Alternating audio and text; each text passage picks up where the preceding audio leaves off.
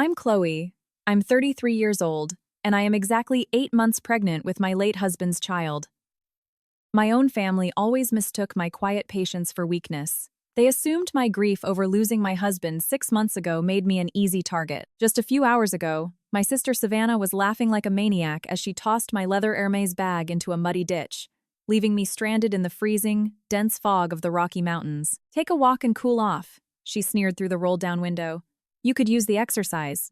My father slammed on the gas, and his black Range Rover sped off down the remote logging road, abandoning a heavily pregnant widow in the middle of a massive pine forest as temperatures plummeted.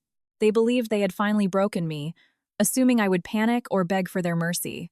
They didn't have the slightest clue that I had been wearing a hidden wire for 6 months, and that they had just handed the FBI's white-collar crime division the exact felony they needed to destroy their entire empire. Before I continue with this story, let me know in the comments where you're watching from. Hit like and subscribe if you've ever had to outsmart toxic relatives who underestimated your worth. The silence that followed the roar of the departing Range Rover was deafening. I stood alone on the damp gravel shoulder of the mountain pass. The Rockies are unforgiving, even in the middle of summer. But in late autumn, the descending fog feels like a wet, icy blanket wrapping around your bones. I watched the taillights of my parents' luxury SUV disappear around the bend, leaving me with nothing but the sound of the wind whispering through the towering pines. Down the steep embankment, my beige handbag was slowly sinking into a puddle of thick, half-frozen mud. Inside that bag were my wallet, my car keys, and my primary cell phone. They had timed it perfectly. They wanted me completely cut off from the outside world, stripped of any means to call an Uber, a friend, or an ambulance. A sharp gust of mountain air hit my face, and I instinctively wrapped my wool cardigan tighter over my swollen belly. At 8 months pregnant, carrying the only piece I had left of my husband Alex, the physical vulnerability should have been terrifying. My lower back ached from the turbulent car ride up the mountain, and the biting cold was already numbing my fingers and toes. Any normal person in my situation would have collapsed onto the jagged gravel and wept uncontrollably. Any normal daughter would have been paralyzed by the unnatural cruelty of her own mother and father driving away and leaving her to the elements. But I wasn't just any daughter, and I had long ago stopped expecting maternal instincts from a woman who viewed me solely as a financial asset to be leveraged.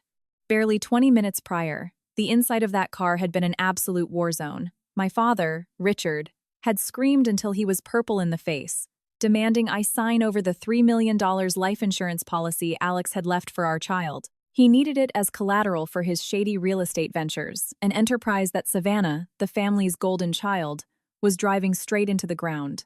When I flat out refused, my mother, Eleanor, immediately weaponized my grief. She called me a selfish widow who never cared about family loyalty, claiming I owed them my life for raising me. When I still refused to sign their fraudulent guarantor papers, my father slammed on the brakes in the middle of nowhere and delivered his final threat. "Sign the papers or walk 12 miles to the nearest town in this freezing fog." I chose to unbuckle my seatbelt and step out of the car. The cold seeped through the soles of my sneakers, snapping me back to reality.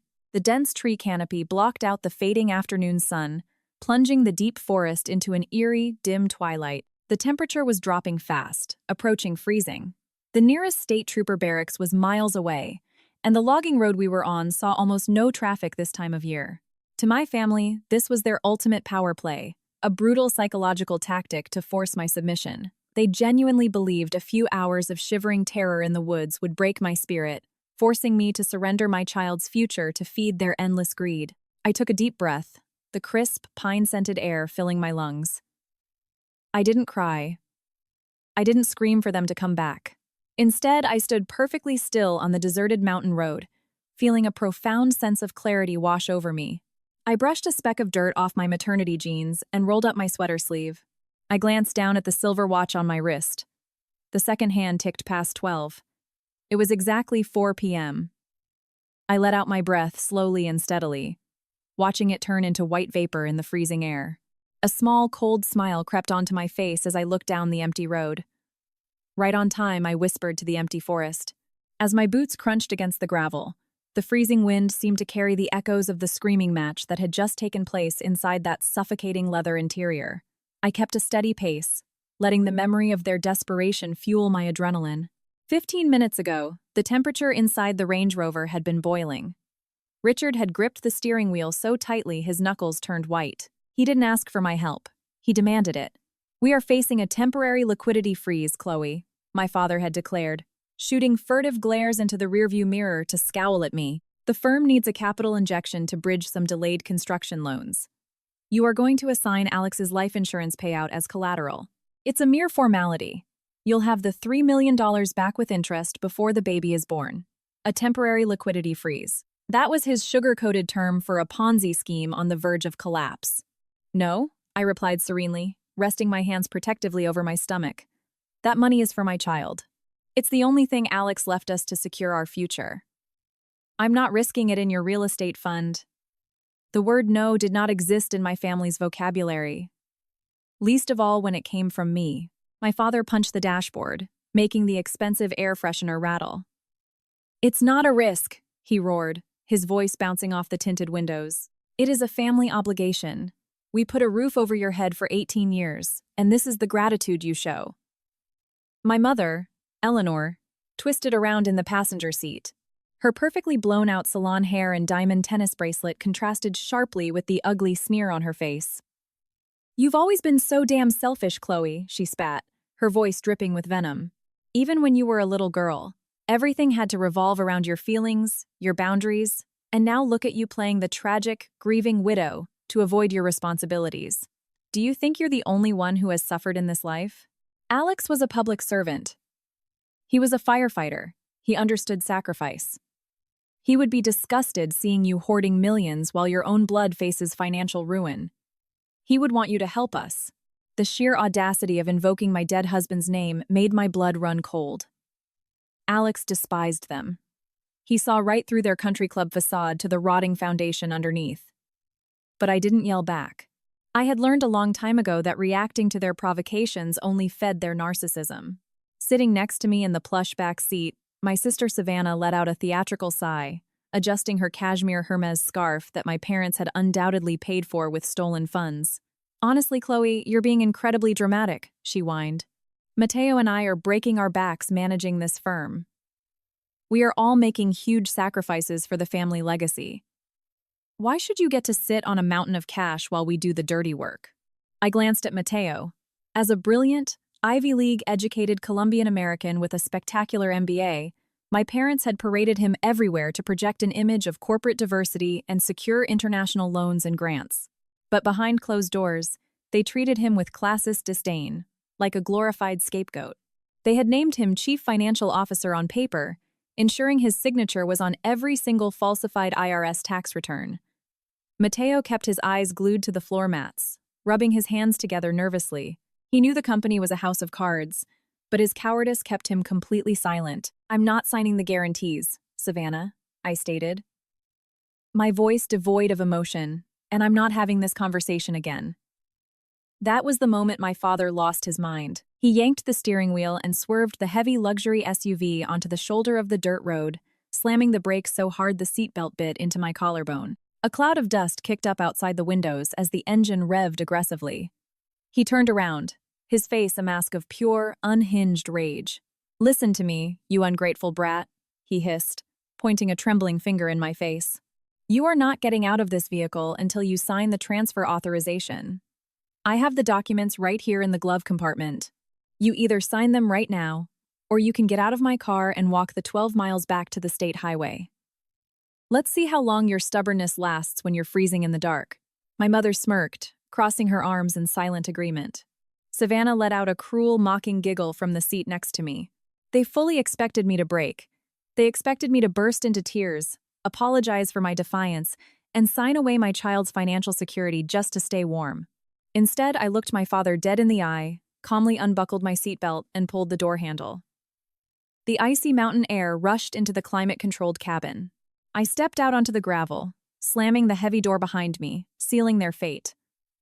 The loud thud of the car door closing felt like a physical period at the end of my past.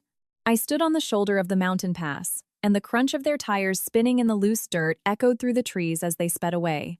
I walked for about 10 minutes, keeping up the charade just in case my father decided to look in the rearview mirror one last time. My breath formed white clouds, and the freezing fog clung to my eyelashes. Once the road curved and I was completely hidden by a thick grove of pine trees, I finally stopped walking. I was completely alone, exactly as I had planned. Beneath my thick maternity sweater, taped firmly to my ribs, the microscopic audio transmitter was still broadcasting. My family never noticed it. They were always too busy admiring their own reflections to look closely at me.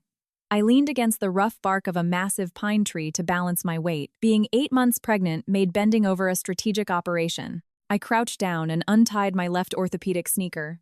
My mother had mocked these clunky shoes just yesterday, calling them a tragic fashion choice.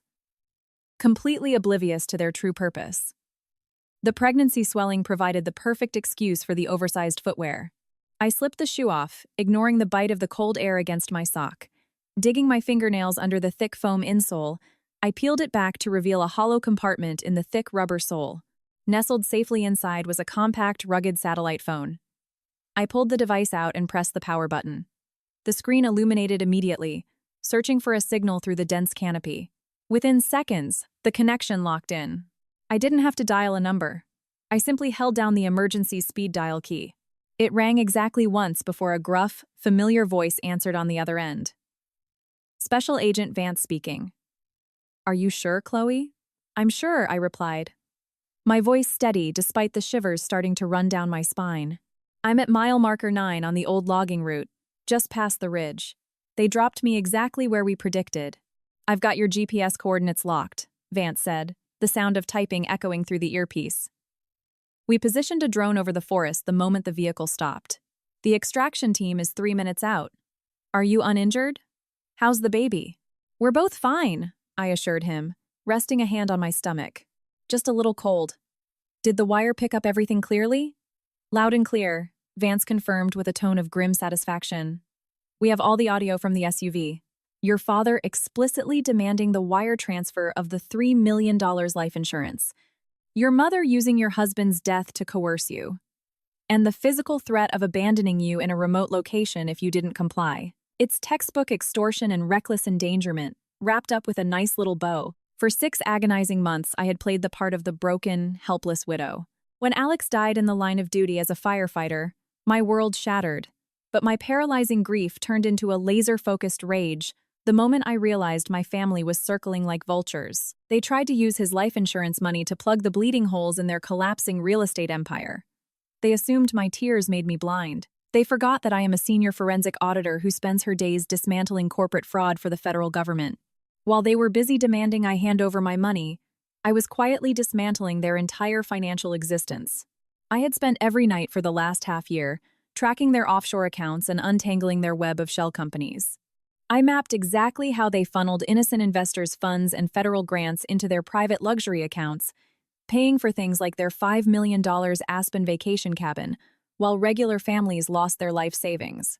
I documented every forged signature they forced Mateo to stamp. They thought they were running a flawless $50 million Ponzi scheme. They didn't realize their own daughter had already handed the complete blueprint over to the FBI. "I have the final affidavit ready," Vance said through the static of the satellite connection. "The moment you give the word, we freeze every bank account associated with Richard, Eleanor, and Savannah. The U.S. Attorney is standing by for the press conference. We just needed them to make one last, undeniable mistake to trigger the immediate, no-bail arrest warrants. And abandoning a pregnant woman to the elements in the mountains fits the bill perfectly." "Do it?" I said, a wave of profound relief washing over me. The charade was finally over. I didn't have to pretend anymore. I looked down the empty dirt road, visualizing the absolute panic that was about to rain down on the people who had treated me like disposable trash my entire life. I took a deep breath of the crisp mountain air. "They just committed a felony," I told Vance, my voice echoing with cold authority. "The trap is set. Execute the arrest warrants." 12 miles away, completely oblivious to the police dragnet closing in around them, my family was busy celebrating their supposed victory. The interior of their $5 million Aspen estate was a masterclass in excessive wealth bought with stolen money.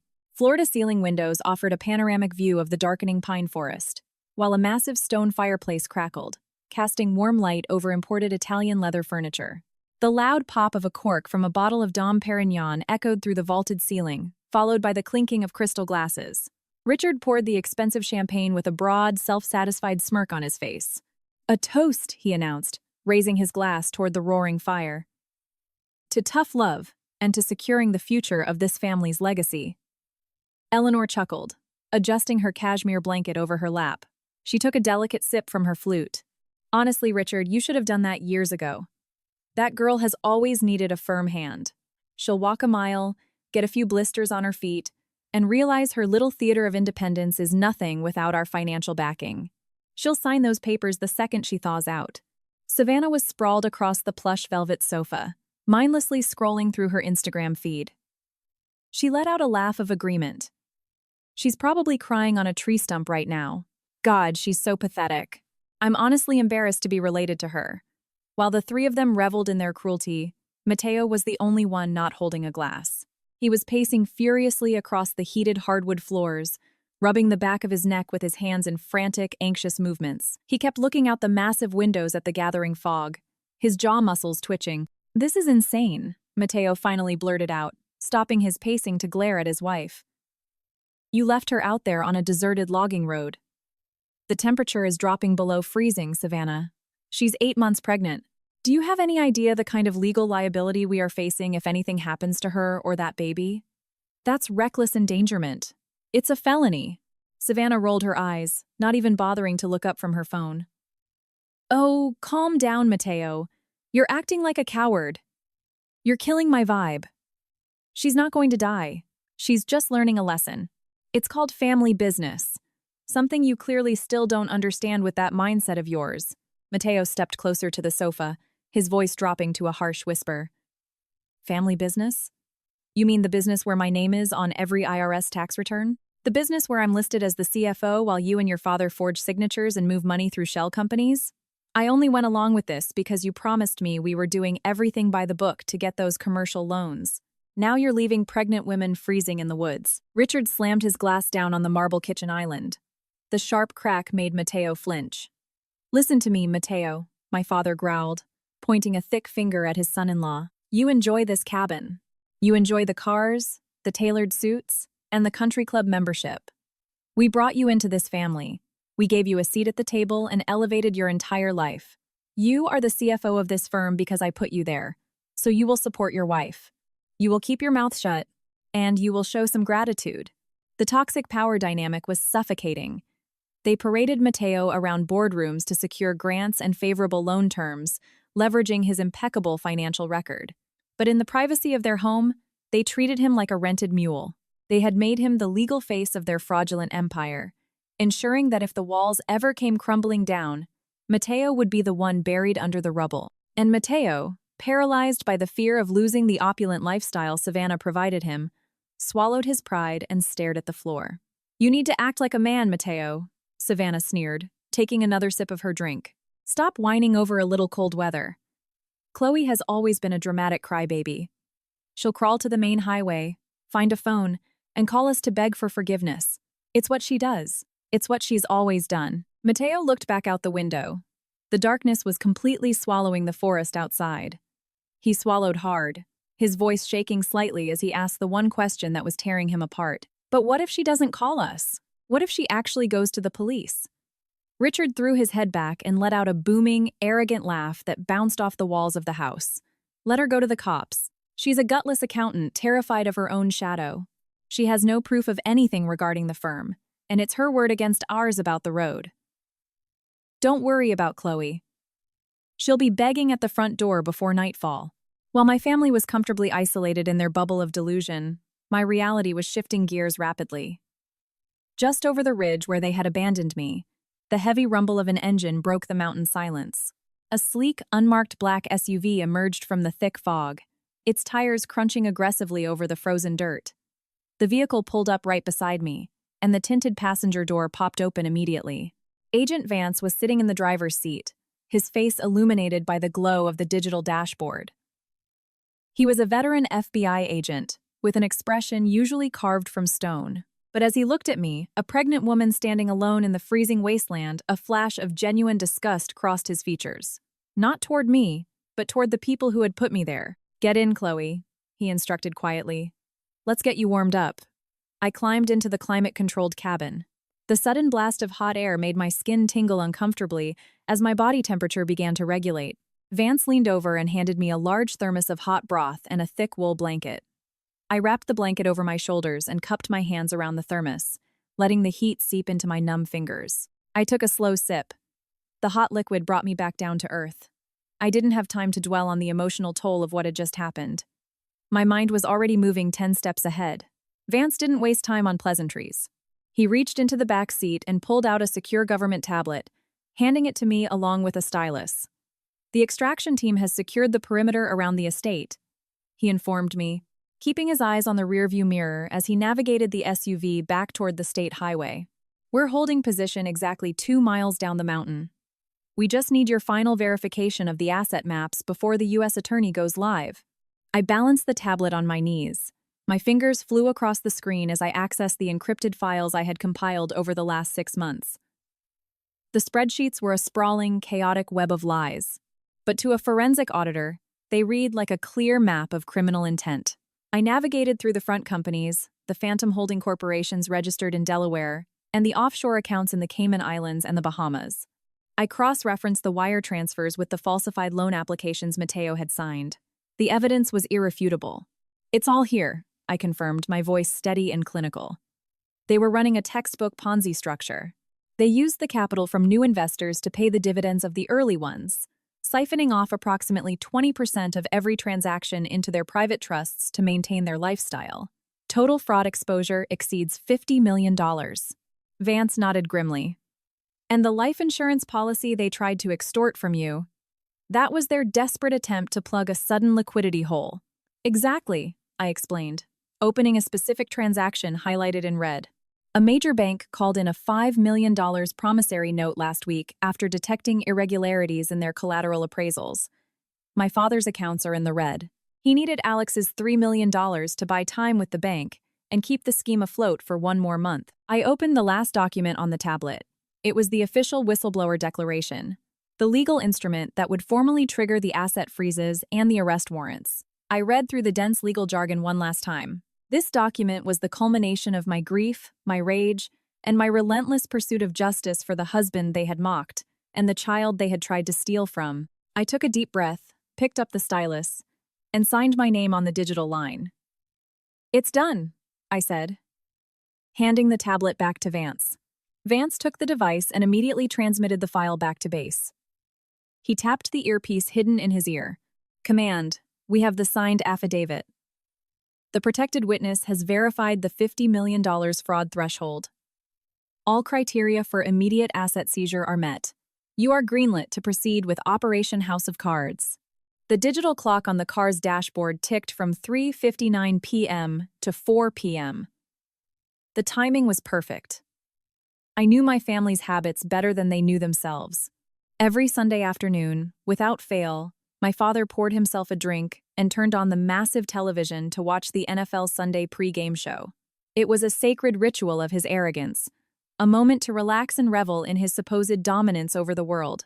I took another sip of the broth, feeling the warmth spread through my chest. I looked at Vance, and a cold sense of anticipation took hold of me. Put on the sports network, I told him, my voice stripped of all doubt. They always watch Sunday football, and they're about to get the surprise of their lives. Back at the luxury cabin, my father settled into his custom leather recliner with the remote control in his hand, completely unaware that his carefully constructed world was about to detonate. He turned up the volume on the 90-inch flat screen mounted above the stone fireplace. The familiar, energetic theme music of the sports broadcast echoed through the surround sound speakers. My mother, Eleanor, leaned against the marble kitchen counter, admiring her reflection in a silver serving tray, while Savannah continued scrolling on her phone, occasionally polishing off the rest of her expensive champagne. Mateo was the only one who seemed incapable of relaxing. His eyes darted from the front door to the massive windows as the mountain fog thickened outside. Just as the sports anchors began analyzing the lineups, the screen abruptly froze. The stadium crowd noise cut out, replaced by the high-pitched tone of an emergency broadcast. The screen flashed bright red before fading to a sober graphic. Breaking news! Richard scowled aggressively, mashing the buttons on the remote. What the hell is this? He grumbled, leaning forward. I pay for the premium sports package. Fix the connection, Mateo. Mateo didn't move. He was staring blankly at the screen as the graphic faded, revealing a live feed from the Federal District Court in Denver. A row of American flags served as the backdrop for a polished wooden podium. The spokesperson for the U.S. Attorney's Office, a stern-looking man known for his relentless pursuit of economic crimes, stepped up to the microphones. The room full of journalists fell dead silent. "Good afternoon," the prosecutor began. His voice echoed in my parents' living room with absolute authority. "Today, this office, in a joint operation with the FBI, announces the immediate intervention and asset seizure of one of the largest real estate fraud networks in the country's recent history. For over 5 years, a single organization has defrauded commercial lenders and private investors out of more than $50 million through an elaborate Ponzi scheme and falsified financial documents." The champagne flute in my mother's hand suddenly seemed very heavy. She set it down on the marble counter with a sharp clink, her eyes wide. Richard sat petrified in his recliner, his thumb hovering uselessly over the remote control. The color began to drain from his face as the prosecutor continued. "They preyed on the trust of their investors," the prosecutor stated. His gaze locked on the camera. "They funneled illicit capital through a network of shell companies to fund a lavish personal lifestyle. While everyday citizens faced financial ruin, the perpetrators believed they were untouchable because they operated behind closed doors. They were wrong. Today, arrest warrants have been executed for the top executives of the firm." Savannah finally looked up from her phone. "Dad," she said, her voice shaking slightly. "What is he talking about? He's not talking about us, right? There are hundreds of real estate firms in the country." Richard swallowed hard but tried to maintain his arrogant facade. "Of course not," he snapped, though his voice lacked its usual booming confidence.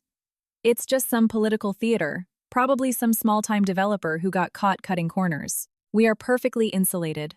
Mateo made sure of it. He shot a venomous glare at Mateo, but Mateo was completely paralyzed.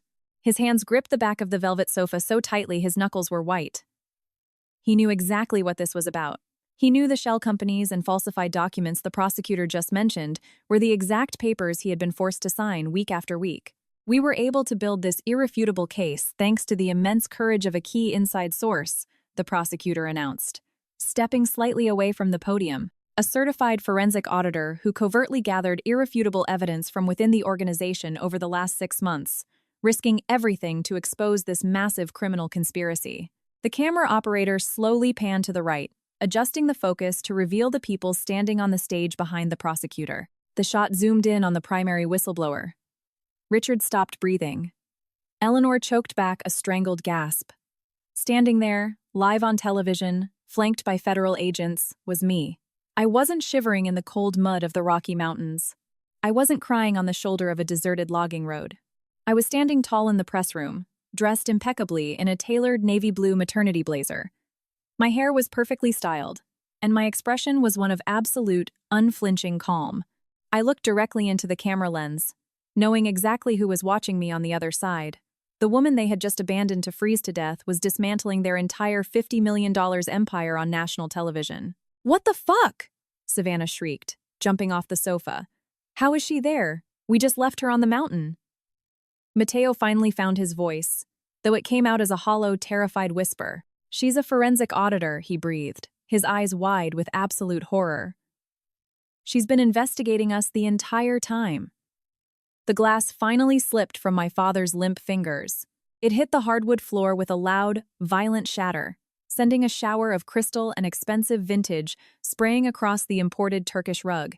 He didn't even flinch. He just stared at the TV screen with his mouth hanging open in a grotesque mask of shock and utter disbelief. Savannah shattered the stunned silence. She lunged forward, gripping the edge of the marble island, and let out a shrill, deafening scream aimed directly at my face on the broadcast. "Turn it off!" she shrieked, her face turning an ugly shade of crimson. "Mateo, turn that damn thing off right now." But Mateo remained frozen, his eyes locked on the television as if he were staring down the barrel of a loaded gun. On the screen, I didn't waver. The camera zoomed in slightly as I leaned into the microphone. My voice, amplified by the house's high-end surround sound system, was hauntingly calm and methodical. "The organization in question," I stated clearly, piercing my gaze straight through the lens, is Apex Pinnacle Holdings. My father physically recoiled hearing the name of his crown jewel spoken aloud on live television. The news ticker at the bottom of the screen flashed in bright red letters, confirming the $50 million fraud investigation. The prosecutor nodded for me to continue, stepping back to let me command the podium. For the last 6 months, I explained to the entire nation. I have collaborated closely with the FBI and the U.S. Attorney's Office. We have tracked tens of millions of dollars of investor capital that was illegally diverted. This money was earmarked for commercial development, but instead, it was funneled through a web of phantom corporations designed specifically to launder the stolen assets and deposit them into private family trusts. Eleanor fell to her knees right there in the kitchen, covering her face with her perfectly manicured hands. The horrifying reality was crashing down on them all at once, suffocating the arrogance in the room. For half a year, they had looked at me and seen nothing but a broken, grieving widow. They had mocked my quiet demeanor. They had ridiculed my oversized maternity sweaters, completely ignoring the federal recording devices hidden safely beneath the heavy fabric. They had invited me to their Sunday dinners, openly discussing their illegal maneuvers in front of me, assuming I was too depressed and too weak to comprehend the magnitude of their crimes. They thought my silence was submission. They didn't realize I hadn't been mourning in their presence. I had been hunting. I had been systematically dismantling their entire legacy, brick by brick, while they clinked glasses to their own brilliance. The woman they had just cruelly abandoned on a freezing logging road to teach her a lesson was executing a flawless federal raid on their lives at this very moment. I pulled out a single sheet of paper on the broadcast, looking down at my notes. The assets of these primary shell entities have been seized, I read, ensuring my pronunciation was flawless for the record. Oak Ridge Ventures, LLC, Horizon Apex Management, Silver Cloud Equity, and North Star Holdings. With every name I pronounced, Mateo's breathing grew shallower. He backed away from the velvet sofa, his hands shaking violently as he gripped his hair. He looked like a man who had just been handed a death sentence. Those weren't randomly chosen company names to him. They were the specific holdings my parents had forced him to register under the guise of expanding the family business. Savannah started hyperventilating, pacing frantically in circles. "This can't be happening," she muttered over and over, pulling at her hair. "She's lying. She's making it all up because she's jealous. Dad, tell me she's making it up." But Richard couldn't speak. His face was pale, and his eyes darted frantically around the room as if searching for a hidden exit. The absolute control he thought he had over his empire, over his family, and over me, had been a complete illusion. Furthermore, my voice continued to echo through the cabin, relentless and unyielding. "We have secured the original falsified loan applications that authorized the illegal transfer of these funds. The FBI has already obtained the uncensored accounting ledgers bearing the signature of the company's chief financial officer." Mateo let out a sound that was half gasp, half sob. The room started spinning around him. The blood drained completely from his face as he looked at my parents, who were now staring back at him like desperate, cornered animals. Mateo suddenly realized, with terrifying clarity, that he was the CFO. His signature was on every single fraudulent LLC I had just listed on television. The revelation hit Mateo like a physical blow. He stumbled backward, away from the TV screen. "You set me up!" he screamed in pure panic. "You set the trap for me to take the fall." He spun around and lunged for the heavy front door, desperate to escape before the authorities arrived. He tried to pull it open, but Eleanor stepped into his path. My mother, who usually prided herself on maintaining perfect composure at all times, looked completely deranged. Her hair was disheveled, and her eyes were wide with a kind of wild, desperate rage. "Get out of my way!" Mateo yelled, grabbing her by the shoulders to move her aside. "I'm not going to prison for your crimes. I have a son. I'm going to the FBI right now to tell them everything." The sharp crack of Eleanor's palm striking Mateo's face echoed louder than the TV broadcast. She slapped him so hard his head jerked to the side. "You're not going anywhere," she hissed, her voice dripping with a venom Mateo was only just beginning to truly experience. "Who do you think you're talking to? We plucked you out of mediocrity and handed you an extremely lucrative career on a silver platter. You are the CFO. Your signature is on the documents. If we go down, you go down right beside us." Mateo stumbled backward, holding his cheek and staring at his mother-in-law in absolute horror.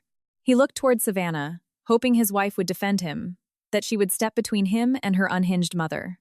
Instead, Savannah crossed the living room and stood shoulder to shoulder with Eleanor, glaring at her husband with absolute contempt. "Don't look at me like that," Savannah snapped, jabbing a perfectly manicured finger into his chest. "Mom is right. You owe us a lot, Mateo. We gave you this lifestyle. We gave you the tailored suits, the luxury cars, and the respect at the country club. Do you really think any commercial bank would have looked twice at your loan applications if my father's name wasn't backing you up? We used you to meet the diversity quotas for those grants, and you happily cashed the checks. You knew exactly what was going on, and you looked the other way because you liked the money just as much as we did. The ugly, prejudiced manipulation of my family was finally dragged into the harsh light of day. They had never seen Mateo as a son-in-law or an equal partner in their business. They saw him as a highly educated ornament, a convenient shield made from a different background to deflect suspicion from their elite white-collar crimes. And the moment that shield was no longer useful, they were totally willing to throw him under the bus to save themselves. "I didn't forge those documents," Mateo yelled, tears of desperation rolling down his cheeks. "Richard stood next to me and told me what to sign. You told me it was completely legal. You told me it was just accounting engineering. You used my name to protect yourselves because you knew this day would come. I won't do it. I'm calling the authorities myself to cut a deal." Mateo reached into his pants and pulled out his cell phone. His hands were shaking so violently he could barely unlock the screen. He was completely unhinged, driven by the visceral, primal fear of losing his freedom, his future, and his young son. He started dialing the local police, completely ignoring the fact that federal agents were already on their way. Savannah lunged at him, trying to claw the phone out of his hand, screaming that he was a traitor and a pathetic coward. The two of them grappled in the entryway of the house, knocking over an expensive vase that shattered on the floor. Eleanor joined the fray, hitting Mateo's back and screaming for Richard to do something. The pristine luxury interior of the mountain retreat dissolved into a low-class brawl. The picture-perfect family was tearing each other apart like rabid animals baring their fangs at the exact moment the money disappeared. "Shut up, all of you. Shut up right now." Richard's booming voice suddenly rattled the windows, cutting through the chaotic screaming. He was standing by the stone fireplace, his face devoid of blood but his eyes burning with a desperate, frantic energy. He had his own phone pressed to his ear, listening to the dial tones. "Stop fighting right now," he ordered, his chest heaving. "Stop panicking. I'm calling my law firm in Denver. We are going to fix this mess right now." Richard pressed the phone hard against his ear, his knuckles white from gripping the device. The room plunged into a tense, suffocating silence. Even the TV broadcast seemed to blur into the background as Eleanor, Savannah, and Mateo turned their desperate attention toward the family patriarch. Richard paced in front of the roaring fireplace, puffing out his chest as he waited for the call to connect. He was a man who believed that any problem, no matter how catastrophic, could simply be buried under a mountain of expensive legal paperwork and intimidation. "Spencer!" Richard snapped the moment the line picked up, not even bothering to say hello. "I need you to file an emergency injunction right now. Call the U.S. attorney. Call the network executives. My wretched daughter is live on television, spewing defamatory lies about our companies. I want her shut up. I want you to sue her into bankruptcy. I want you to completely destroy her credibility and get a gag order in place before this circus goes any further." There was a long, heavy pause on the other end of the line. When Spencer finally spoke, his voice completely lacked the deferential, subservient tone he usually reserved for his wealthiest clients. His words were sharp, clinical, and ice-cold. "Richard, you need to stop talking right now," Spencer said.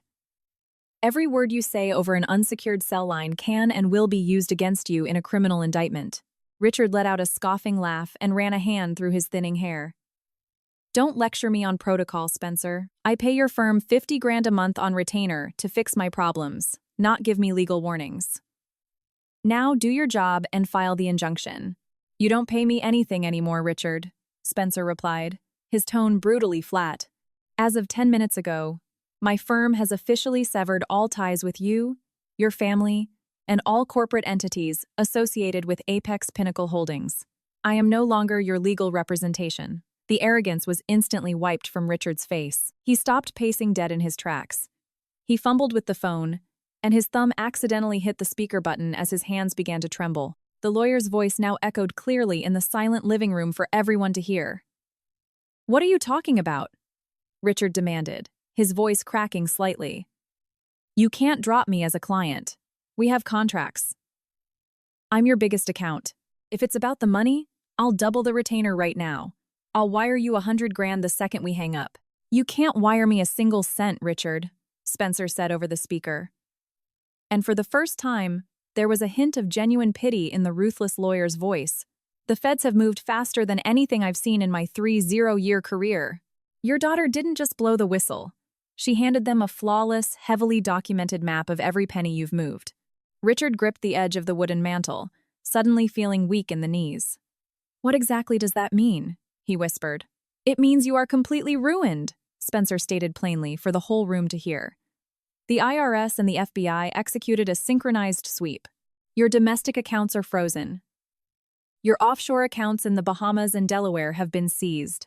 Your personal retirement funds, Eleanor's trust funds, and the company's operating accounts have been locked down under asset forfeiture laws.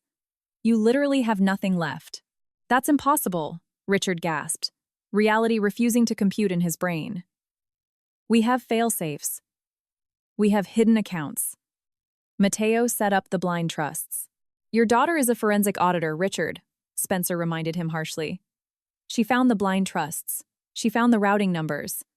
I'm looking at the seizure notices right now. In fact, your wife tried to process an online purchase for a designer handbag 7 minutes ago. The Platinum Amex has been declined. All your lines of credit are revoked. You can't even afford to hire a public defender right now. Across the room, Eleanor let out a horrified wail. She had heard the words Platinum Amex declined and instinctively put a hand to her chest as if she had been shot.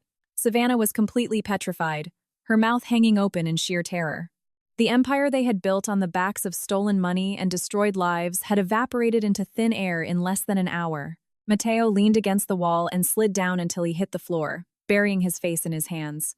Richard remained paralyzed, and suddenly the heat from the fireplace felt like the flames of hell licking at his back. He looked around his $5 million retreat, the Italian furniture, the imported rugs, the expensive champagne soaking the floor. It was all gone.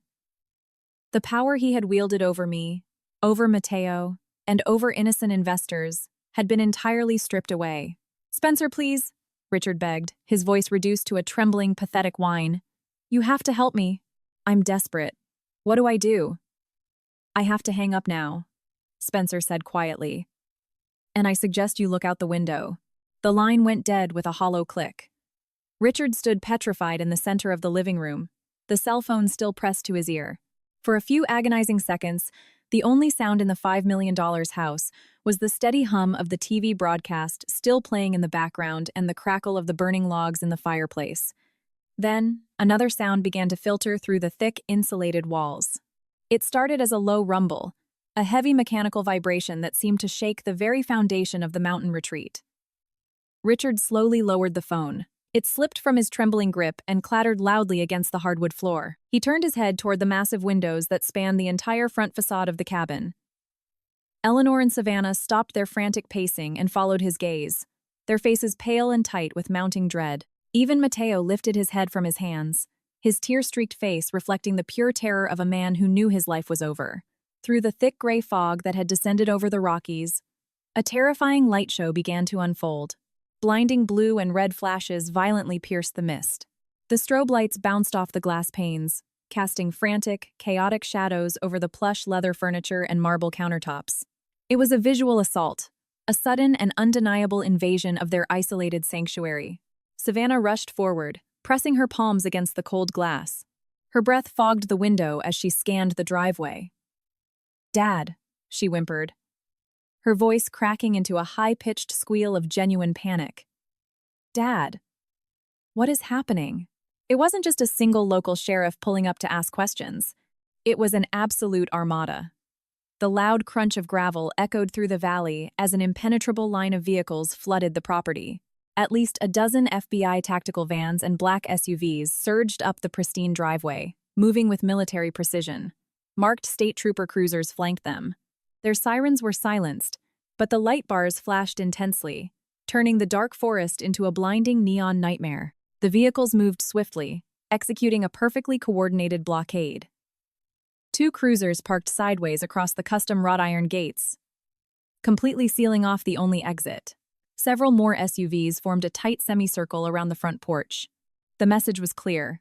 There was absolutely no escape. The fortress of wealth and arrogance they had built with stolen money was now their prison. Richard stumbled backward, his knees finally giving out. He caught himself on the edge of the velvet sofa, his chest heaving as he fought for breath. He watched in horror as uniformed and tactical gear-clad agents poured out of the vehicles. They moved with terrifying efficiency, fanning out across the meticulously landscaped property, securing the perimeter with long guns drawn across their chests. "Fix it!" Savannah shrieked, spinning around to face her father. She stomped her foot on the floor like a spoiled toddler who had just been denied a toy. "Fix it right now. Call a judge. Call the mayor. You pay these people. Tell them to get off our lawn." But Richard had nothing left to say.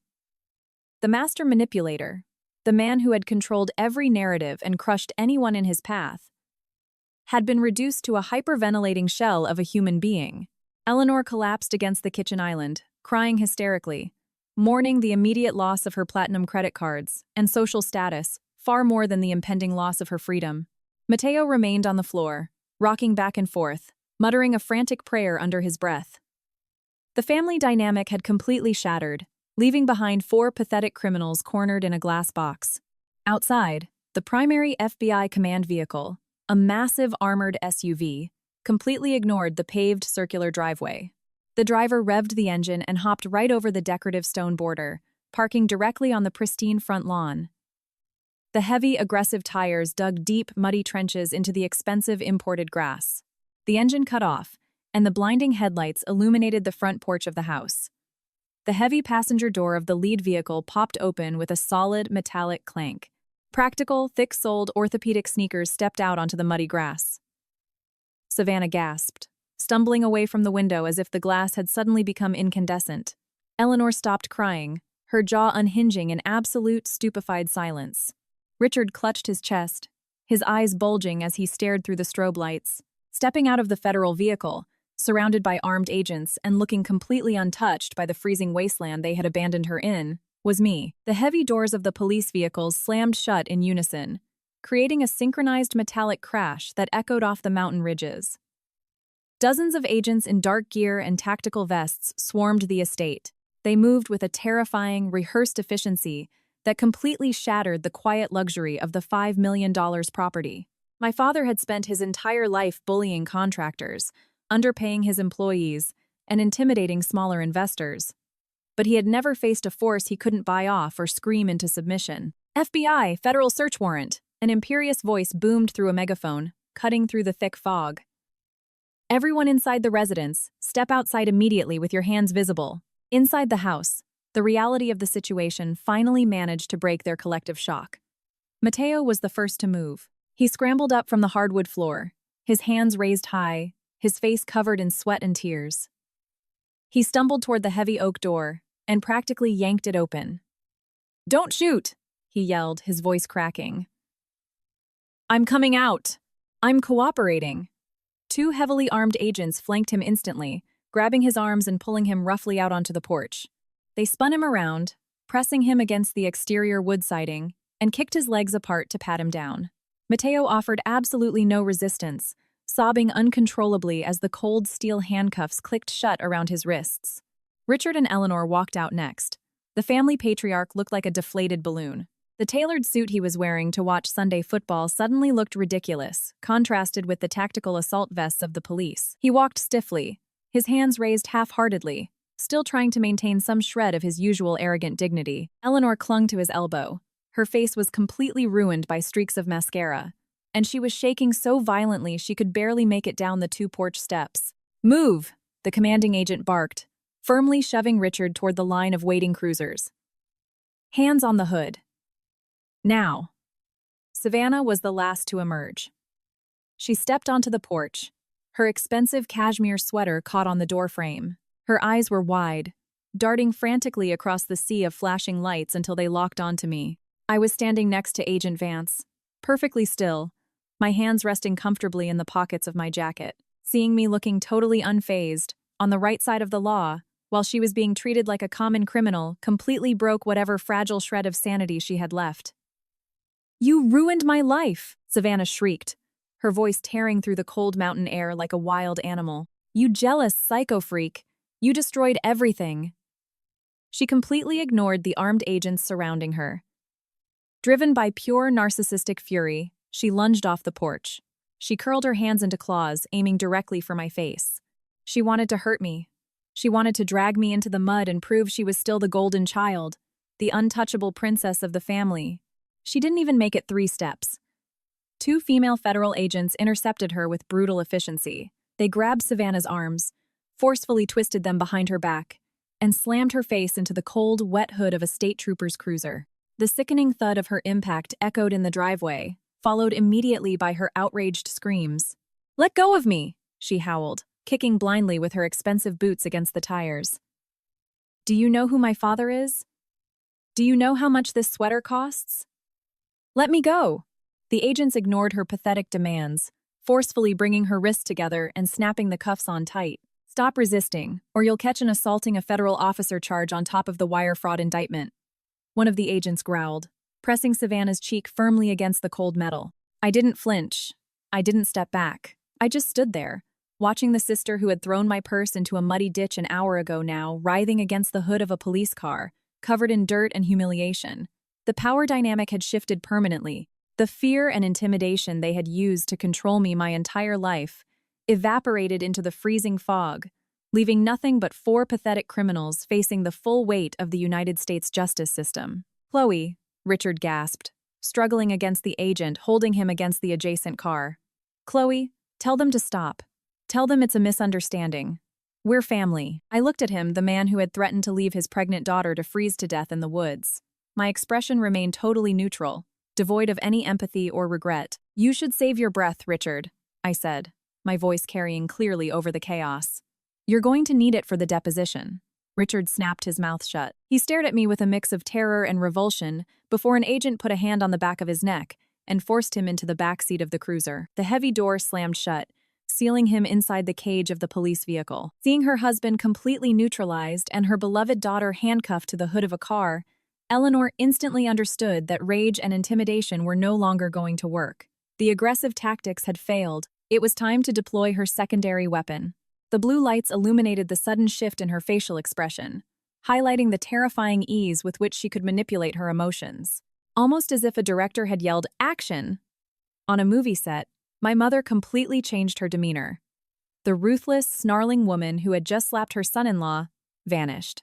In her place stood a fragile, terrified, and deeply wounded matriarch. She dropped her shoulders and let out a theatrical, loud wail that echoed across the driveway. Tears began streaming down her face, ruining her expensive makeup as she looked at me with wide, pleading eyes. "Chloe, please," Eleanor whimpered, her voice trembling with manufactured grief. She took a step toward me, her hands clasped together at chest level. "Please. You have to stop this. You're destroying our family. Have mercy. I'm begging you on my knees. Have some pity on your own mother." Agent Vance immediately stepped forward to block her path. His hand rested casually but firmly on his utility belt.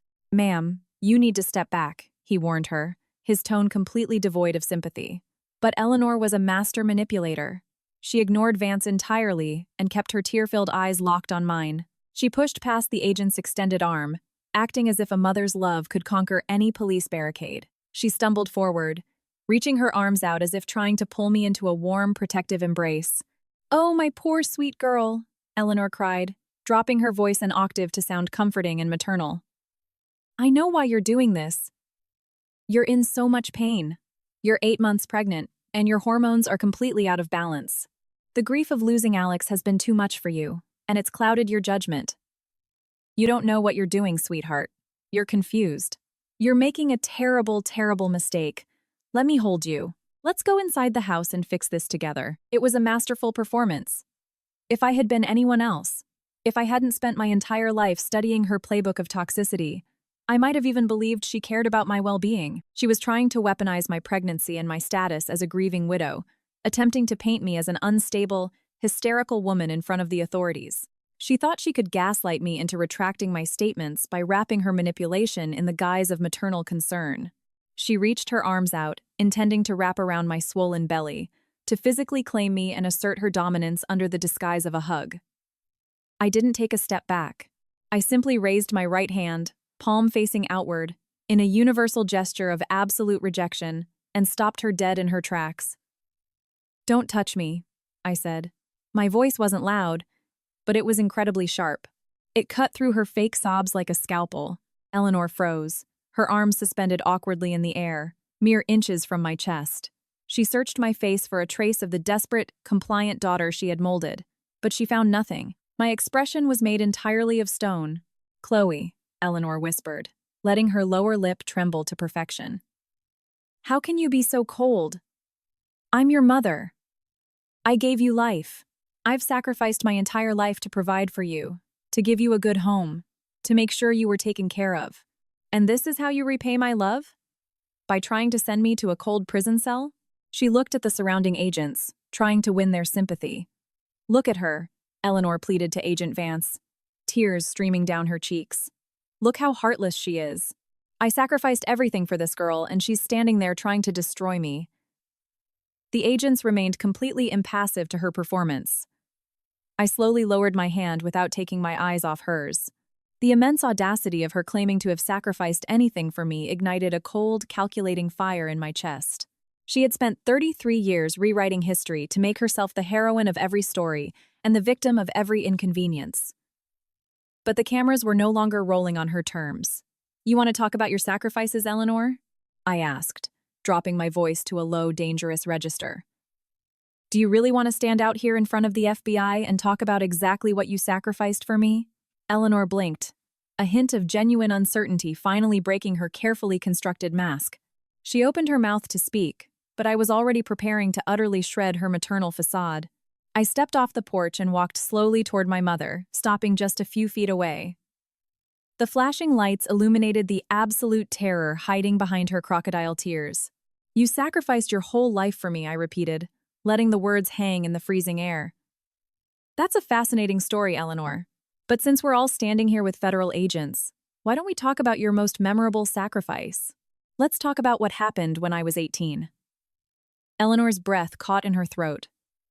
Her eyes darted nervously toward Agent Vance, who was watching the exchange with intense, silent scrutiny. "Chloe, don't do this," she hissed, dropping her maternal act for a fraction of a second before remembering her audience. "These are family matters. Dirty laundry is washed at home. We don't need to air it out in front of strangers." "But they aren't strangers," I replied smoothly. "They are white-collar crime investigators, and they are very interested in knowing how you finance your lifestyle. Do you remember the week before I left for college? I had worked 3 different jobs throughout high school to save up for tuition. I had taken out a massive student loan to cover the rest. I was so proud. And then, 2 days before move-in, I went to the bank to check my balance. The account was at zero, over $40,000, completely gone. I raised my voice slightly to ensure every agent in the driveway could hear the reality of how I was raised. "Do you want to tell them where that money went, Eleanor? Or should I?" My mother swallowed hard. Her manicured hands were shaking as she gripped the lapels of her expensive coat. "It was a misunderstanding," she stammered, her voice lacking its usual commanding tone. "Your father had a liquidity issue with a development. We had to borrow it temporarily. We paid you back." "You never paid me back," I snapped back, my voice cracking like a whip. "You forged my signature on the withdrawal slips. You drained my entire college fund and the loan. And you didn't do it to save a development. You did it to buy Savannah a brand new Porsche convertible for her 21st birthday. You stole your youngest daughter's future to buy a luxury toy for your golden child." Savannah, who was still pinned against the hood of the cruiser, let out an indignant, muffled snort. "I deserved that car," she yelled over her shoulder, completely missing the gravity of the situation. "I was the face of the company. I needed to look successful." I ignored her completely, never taking my eyes off Eleanor. "You forced me to drop out of my dream university. I had to enroll in a state college and work the night shift as a waitress just to survive, all while carrying the debt of the loan you fraudulently took out in my name. You told me it was a lesson in financial independence. You told me I was selfish for being angry." I took another step toward her, dropping my voice to a lethal whisper. Do you think I became a forensic auditor because I liked math, Eleanor? Do you think I spent years studying financial law, auditing procedures, and asset tracing for fun? No. I chose this career because of you. I chose it because I swore I would learn exactly how people like you hide your dirty money. I've spent my entire adult life turning myself into the exact weapon needed to dismantle your empire. I didn't just stumble upon your Ponzi scheme by chance. I've been hunting you since I was 18 years old. The silence that followed was absolute. The only sound was the steady hum of idling police vehicles and the crackle of radios. The surrounding agents looked at Eleanor with undisguised disgust. The facade of the wealthy, respectable matriarch had completely shattered. She was no longer the victim of a grieving, hormonal daughter. She had been exposed as a petty thief, a predator who had cannibalized her own child to feed her vanity. Eleanor opened her mouth, frantically searching for a defense, a deflection, a way to spin the narrative back in her favor. But there was nothing left. The irrefutable truth hung in the air, heavy and suffocating. Her shoulders slumped, and her fake tears dried up instantly, replaced by a hollow, terrified realization that a lifetime of manipulation had finally come to an absolute end. She slowly lowered her head, fixing her gaze on the muddy ground, completely silenced. With my mother completely neutralized, I turned my attention to the other side of the porch. It was time to deal with the weakest link in their crumbling chain. I looked past the agents, and my eyes locked onto the man still kneeling in the dirt, crying hysterically with his hands cuffed behind his back. Mateo was a wreck. The impeccable designer suit that Savannah had undoubtedly picked out for him was stained with mud, and the fabric had torn at the knee where he had dropped to the ground. He was shaking violently. His broad shoulders heaved as the cold mountain air mixed with pure, unadulterated terror. For years, Mateo had convinced himself he was part of the inner circle. He had swallowed their subtle microaggressions, their condescending remarks, and their constant reminders that they had elevated him from his humble background, all because he wanted to give a life of luxury to his 5-year-old son, Leo. I walked slowly across the gravel driveway, my boots crunching loudly, until I stopped right above him. Mateo didn't look up. He kept his chin pinned to his chest, his tears mixing with the dirt on his face. "Look at me, Mateo," I ordered in a flat, authoritative voice. He flinched but slowly raised his head. His eyes were bloodshot, filled with a desperate, pleading vulnerability that my parents and sister completely lacked. He wasn't a sociopath like them. He was just a coward who had gotten in way too deep. "You know exactly how this ends, don't you?" I said, looking down at him. "You're an educated financial professional. You've seen the statistics. When a $50 million Ponzi scheme collapses, the federal court doesn't give a damn about family loyalty. They care about the paper trail and whose signature is on every single falsified guarantee. Mateo, whose name is listed as the CFO of the shell companies?" "Mine," Mateo choked out, his voice a pathetic scrape. "But you know I wasn't the mastermind behind this, Chloe.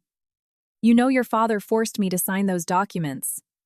He told me he'd cut us off, that he'd take Savannah and Leo away from me if I didn't play along." "I know," I replied evenly, "but a judge won't care. What a judge will see is a wealthy, well-connected American family pointing the finger at their immigrant son-in-law, claiming he went rogue and embezzled the funds behind their backs. They've been grooming you to be the perfect fall guy for 5 years. They gave you the fancy title in the corner office so that when the FBI inevitably knocked on the door, you'd be the one wearing the handcuffs while they pleaded ignorance. They're going to serve you up on a silver platter, Mateo." Mateo let out a heartbreaking sob, dropping his head again. He knew I was right. Realizing he had sacrificed his integrity for people who saw him as completely disposable was destroying him inside in real time. "You're facing a minimum of 15 to 20 years in federal prison for wire fraud, bank fraud, and racketeering," I continued, letting the weight of the sentence crush the last remnants of his denial. "Leo is 5 years old. If you go to prison for this, you won't see him graduate high school. You won't see him go to college. You will spend the next 2 decades in a concrete box while Savannah divorces you, takes whatever money she can hide, and teaches your son that his father is a convicted felon." "Please," Mateo begged. His chained hands wouldn't stop shaking. "Chloe, please help me. I'll do whatever you ask. I can't lose my son." I looked over at Agent Vance, who gave a brief, subtle nod. I turned my attention back to the trembling man at my feet. "I'm not doing this to help you, Mateo. I'm doing it to make sure the people who actually built this empire of lies never walk the streets again. I told him coldly. I've already spoken to the U.S. attorney. They are willing to offer you an immunity deal. Full protection, and you won't go to prison. You keep your freedom, and you can go home to Leo tonight. But it comes with a price. Anything, Mateo gasped, looking up at me as if I were a life preserver thrown into a stormy ocean. You have to testify, I stated clearly. You have to hand over the burner phones, the uncensored offshore ledgers, and every single email proving Richard and Eleanor orchestrated the fraud. You have to absolutely sink them in court. Mateo hesitated, his eyes darting toward the cruisers where his in-laws were being held. The years of psychological conditioning and fear of Richard's fury paralyzed him for a moment. I raised my wrist to check my watch. You have exactly 60 seconds to decide, Mateo.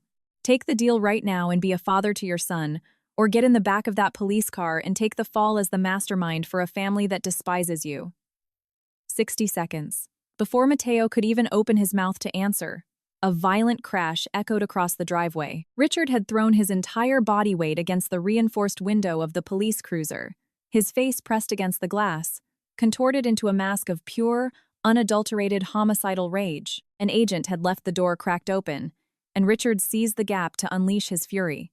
Keep your damn mouth shut, Mateo. Richard screamed, the veins in his neck bulging as he fought the agents trying to shove him back into the seat. Don't say a single word. If you turn on this family, I swear to God I will destroy you. I will make sure you never see your son again. Shut your mouth. His violent outburst hung in the damp air. Those threats had kept Mateo completely paralyzed for 5 years. The fear of losing his son, his standard of living, and my father's wrath had tied him to their empire. Hearing Richard scream while handcuffed suddenly stripped his threats of all power. He was nothing but a pathetic, desperate old man, facing the rest of his life in a cell. Mateo looked from the police car back to me. His chest heaved as he gasped for air. He wiped his tear-streaked face with his heavily cuffed hands and straightened up completely. He turned his body toward Agent Vance and the other federal agents standing in the driveway. I'll testify, Mateo yelled, his voice cracking but loaded with a new, desperate resolve. I'll tell you absolutely everything. I want the immunity deal. Richard let out a muffled roar of pure rage from behind the reinforced glass. But Mateo didn't even flinch this time. He was fighting for his life now. The physical evidence is inside the house. Mateo continued at a rapid-fire pace, the words pouring out of him as if he were purging a poison. They don't just have digital files on the servers. Richard is old school. He doesn't trust the cloud for the real numbers. He keeps physical ledgers of the Bahamas accounts and a bunch of burner phones he uses to contact offshore brokers. Where are they? Vance demanded, pulling a small notepad from his tactical vest. In the master bedroom, Mateo replied, the words tumbling over each other. Underneath the Persian rug at the foot of the king-size bed, there's a loose floorboard. You have to press the left corner of the plank to release the magnetic latch.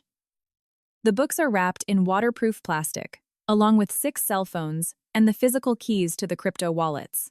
He put them in there 3 days ago when the lenders started asking questions. Vance immediately signaled to a team of agents standing near the porch. 4 of them drew their flashlights and rushed through the front door, the heavy thud of their boots against the wood echoing as they headed for the master suite to seize the evidence. You pathetic, gutless traitor, a shrill voice shrieked. Savannah was still pinned against the hood of the other cruiser, her face twisted into a mask of absolute hatred. She turned her head as far as the agents would allow and spat violently in Mateo's direction. I should have listened to my father, Savannah screamed, her voice echoing through the dense forest. You are nothing. We made you. We pulled you out of your pathetic little middle-class life and gave you the world. And this is how you repay us. You're a piece of trash. You're a disgusting, ungrateful coward. And I will make sure Leo grows up knowing his father is a traitor who destroyed his family. Mateo looked at his wife, the woman he had loved and compromised his entire soul to please. The veil had finally lifted. He no longer saw her as the glamorous, successful woman she pretended to be, but as a cruel, entitled predator who would gladly throw him to the wolves to save her own skin. You destroyed this family, Savannah, Mateo replied. His voice was chillingly calm despite the chaos around them. You and your parents. I'm just making sure our son doesn't grow up to be exactly like you. The family had completely devoured itself. The loyalty they boasted about so much was nothing but a fragile illusion built on stolen money and shared guilt. The moment the consequences arrived, they turned into a pack of starving animals, eager to tear each other apart for a scrap of survival. Eleanor was howling hysterically against the side of another cruiser, crying over her destroyed reputation. Savannah screamed vile insults at the man she called her husband, and Mateo confessed federal crimes as fast as he could speak. A few minutes later, an agent walked out of the cabin, carrying a thick stack of leather-bound ledgers and cheap cell phones. He held them high, nodding at Agent Vance. They had the smoking gun, the physical proof of $50 million in stolen assets. I looked toward my father's police cruiser, expecting to see him totally broken and begging for mercy. Instead, Richard leaned back against the hard plastic seat. He looked at the evidence in the agent's hands, and then he looked directly at me. Slowly, a dark, chilling laugh rumbled in his chest and vibrated through the cracked window. He was laughing. He still thought he had one last, untouchable safety net. His laughter grew louder, tearing through the damp mountain air with a harsh, grating tone. He was a man who had built his entire identity on the firm belief that he could simply outsmart everyone else in the room. Even with his hands cuffed tightly behind his back and an FBI team ripping his physical evidence out of his bedroom floor at that very moment, his astonishing arrogance refused to die. Richard leaned his head forward until his forehead almost touched the safety glass. He shifted his shoulders awkwardly, trying to smooth out his tailored suit jacket even though the steel cuffs immobilized his wrists. He desperately wanted to project authority, to remind me that he was still the patriarch, the untouchable mastermind of the family. Agent Vance, noticing the situation, signaled a trooper to open the cruiser door a couple of inches, to let Richard speak without having to scream through the thick glass. "Do you really think you've won, Chloe?" Richard scoffed, his voice dripping with pure, concentrated venom. "Do you think handing over some cheap burner phones and a few physical ledgers is going to completely ruin me? You always had a massive lack of long-term vision. You don't have the slightest clue how real wealth works." He settled back into the hard plastic seat and crossed his ankles as if he were sitting in a boardroom instead of the back of a squad car. "Go ahead. Let Mateo sing like a canary to the prosecutors," Richard continued, shooting a look of immense disgust toward the trembling man being escorted to another unmarked vehicle. "Let your mother cry in the driveway, and Savannah throw her pathetic tantrums. You might manage to convince a federal judge to send me away for a couple of years to a cushy, minimum security country club prison. But listen to me very carefully, Chloe. You will never touch my money. We will never be broke." Richard tilted his head toward the massive $5 million estate towering behind me. The blue lights illuminated his face, casting sinister, sharp shadows across his features. "Do you really think I'd leave my core assets exposed to a standard seizure order?" he asked with a mocking, condescending tone. "I saw this coming the moment those banks started auditing our accounts last month. I took the appropriate measures to protect my legacy. This entire property, the mansion we have in Cherry Hills, the luxury cars, and the offshore emergency funds. It's all shielded in an irrevocable trust. It's bulletproof. The IRS can't pierce it. The government can't touch it, and you certainly aren't going to be able to lay a finger on it." The smug smirk on his face widened in a grotesque display of absolute hubris. He was feeding off his own delusions of grandeur. "I have friends in high places, Chloe," he bragged. "I'll serve a fraction of the sentence. And while I'm sitting comfortably in a luxury prison, I'll hire the most bloodthirsty appellate lawyers in America. I'll bleed that trust fund dry just to bury you in lawsuits. I'll sue you for defamation, for emotional distress, and corporate espionage. I'll drag you and your bastard child through the courts for decades until you're living on the street, begging me for spare change." He truly believed every word he said in his heart. He genuinely thought he had beaten the FBI and a top-tier forensic auditor. He believed his overpriced wealth managers had built an impenetrable legal fortress around his stolen millions. For a brief second, my family's toxic dynamic flared up again. I looked at Eleanor, who had stopped sobbing hysterically and was looking at her husband with a renewed glimmer of desperate hope. Even Savannah had stopped struggling on the hood of the cruiser, turning her head to listen to the promises of legal vengeance her father was spouting. They were clinging tooth and nail to this final, mythical stronghold. They believed the money would save them, like it always had. I stood quietly on the muddy gravel driveway to let my father run out of breath. I let him bask in his imaginary victory. I felt the freezing Rocky Mountain wind blow past me, but the biting cold didn't bother me anymore. I looked at the man who had abandoned me in the middle of the woods to protect his fortune. I looked at the man who thought he could use my dead husband's life insurance to patch the cracks in his sinking ship. I didn't yell at him. I didn't argue against his delusional threats. I simply stared him dead in the eye and smiled. It wasn't a smile of sadness, nor a smile of relief, and it wasn't even a smile of bitterness. It was a genuinely terrifying smile that wiped the arrogant smirk off my father's face in an instant. I was in no rush to reply. I let my father revel in his fantasy for a few moments longer, watching the smugness settle into the wrinkles of his face. He sincerely believed he had beaten the system. He believed his expensive lawyers and labyrinthine legal structures made him invincible. I reached into my coat pocket and pulled out my car keys. I pressed a button, and the trunk of the unmarked SUV next to me popped open. Vance stepped aside as I walked to the trunk and pulled out my heavy leather briefcase. The metallic click of the latches echoed over the hum of the idling engines. I opened the briefcase and pulled out a thick, heavy manila folder.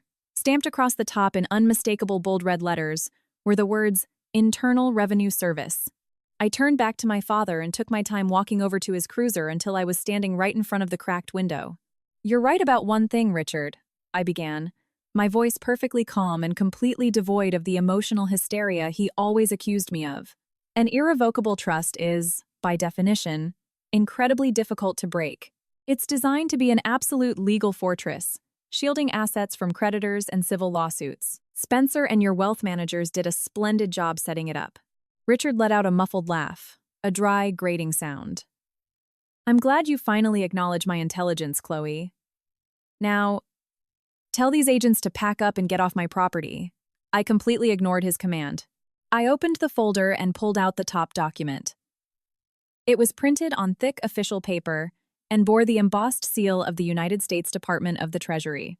"But your legal strategy has one very specific, catastrophic flaw, Richard," I continued as I scanned the text I already knew by heart. "It's a concept known as fraudulent conveyance." Richard stopped laughing. His smug expression began to waver, replaced by a flash of confusion and the very beginning of real fear. "You see," I explained, leaning a little closer to the window, "one of these structures only protects assets that are legitimate. If the government can prove beyond a shadow of a doubt that the trust was funded directly using the proceeds of a criminal enterprise, that legal fortress completely disintegrates." I held up the document and pressed it against the bulletproof glass so my father could read the bold, capitalized heading. "Order of Cesare and Trust Liquidation." 3 weeks ago, I said, dropping my voice to a lethal pitch, I provided the FBI and the IRS Criminal Investigation Division with the exact account numbers showing how you funneled stolen investor capital into your little financial shelter. I gave them the dates, the amounts, and the forged signatures. Richard stared at the document, his eyes darting frantically across the legal jargon. He lunged against his restraints, slamming his shoulder into the door panel. "That's impossible," he snapped, spitting against the glass. "That trust is blind." Spencer scrubbed the origins of those funds. "Spencer is a real estate lawyer, Richard," I replied, my tone dripping with absolute contempt. "I am a forensic auditor. I spend my life untangling the messes made by people like Spencer. I found every last dirty dollar. And the moment the IRS verified my evidence, they moved with unprecedented speed. I pulled another document from the folder and placed it next to the first. Because the seed money for that trust was obtained through wire fraud and bank fraud, a federal judge ruled the structure null and void. The government dissolved your unbreakable fortress 21 days ago, Richard. That safety net you were just bragging about simply doesn't exist anymore." The ensuing silence was profound. It felt as though the wind had stopped blowing. The flashing blue lights illuminated the absolute, all-consuming fear overtaking my father. "Everything inside that trust has been seized by the state," I told him, delivering the final devastating blow. "The offshore accounts are gone. The retirement plans are gone.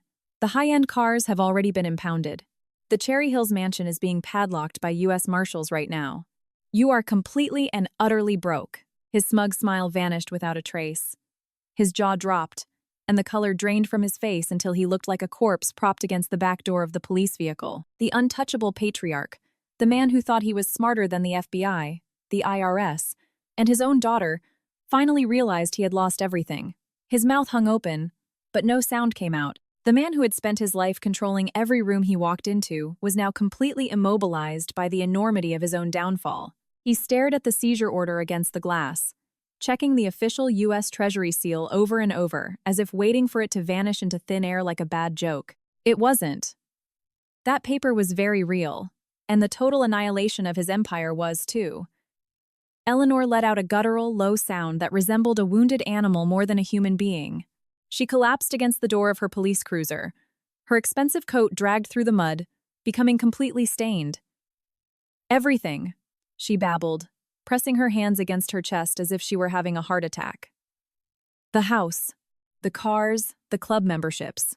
You let them take it, Richard. You told me we were protected." Richard finally found a shred of his voice. He swallowed loudly, his throat clicking in the silence of the mountains. He looked away from the document and gazed up at the luxury cabin towering behind me. The massive fireplace was still glowing behind the huge windows. The Italian leather was still perfectly arranged.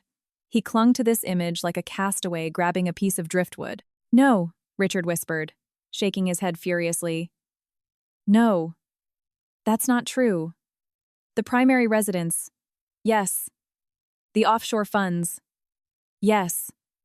But not this estate, Chloe. I wasn't stupid enough to put all my eggs in one basket. This property was titled under a separate, independent LLC. It is totally disconnected from Apex Pinnacle. You can't touch this house. We still have the cabin. We can sell it and start over." He was grasping at straws in a desperate attempt to safeguard a single atom of his dignity and fortune.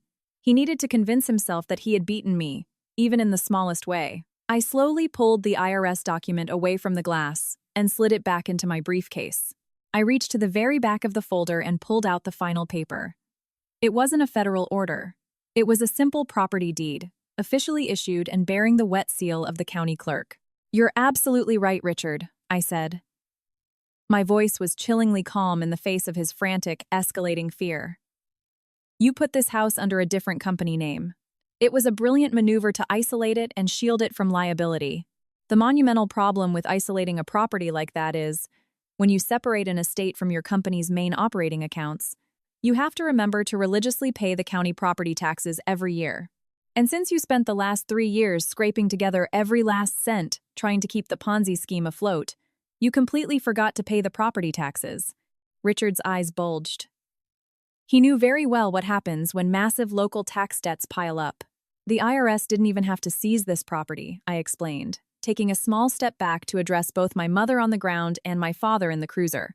"The county did their dirty work for them.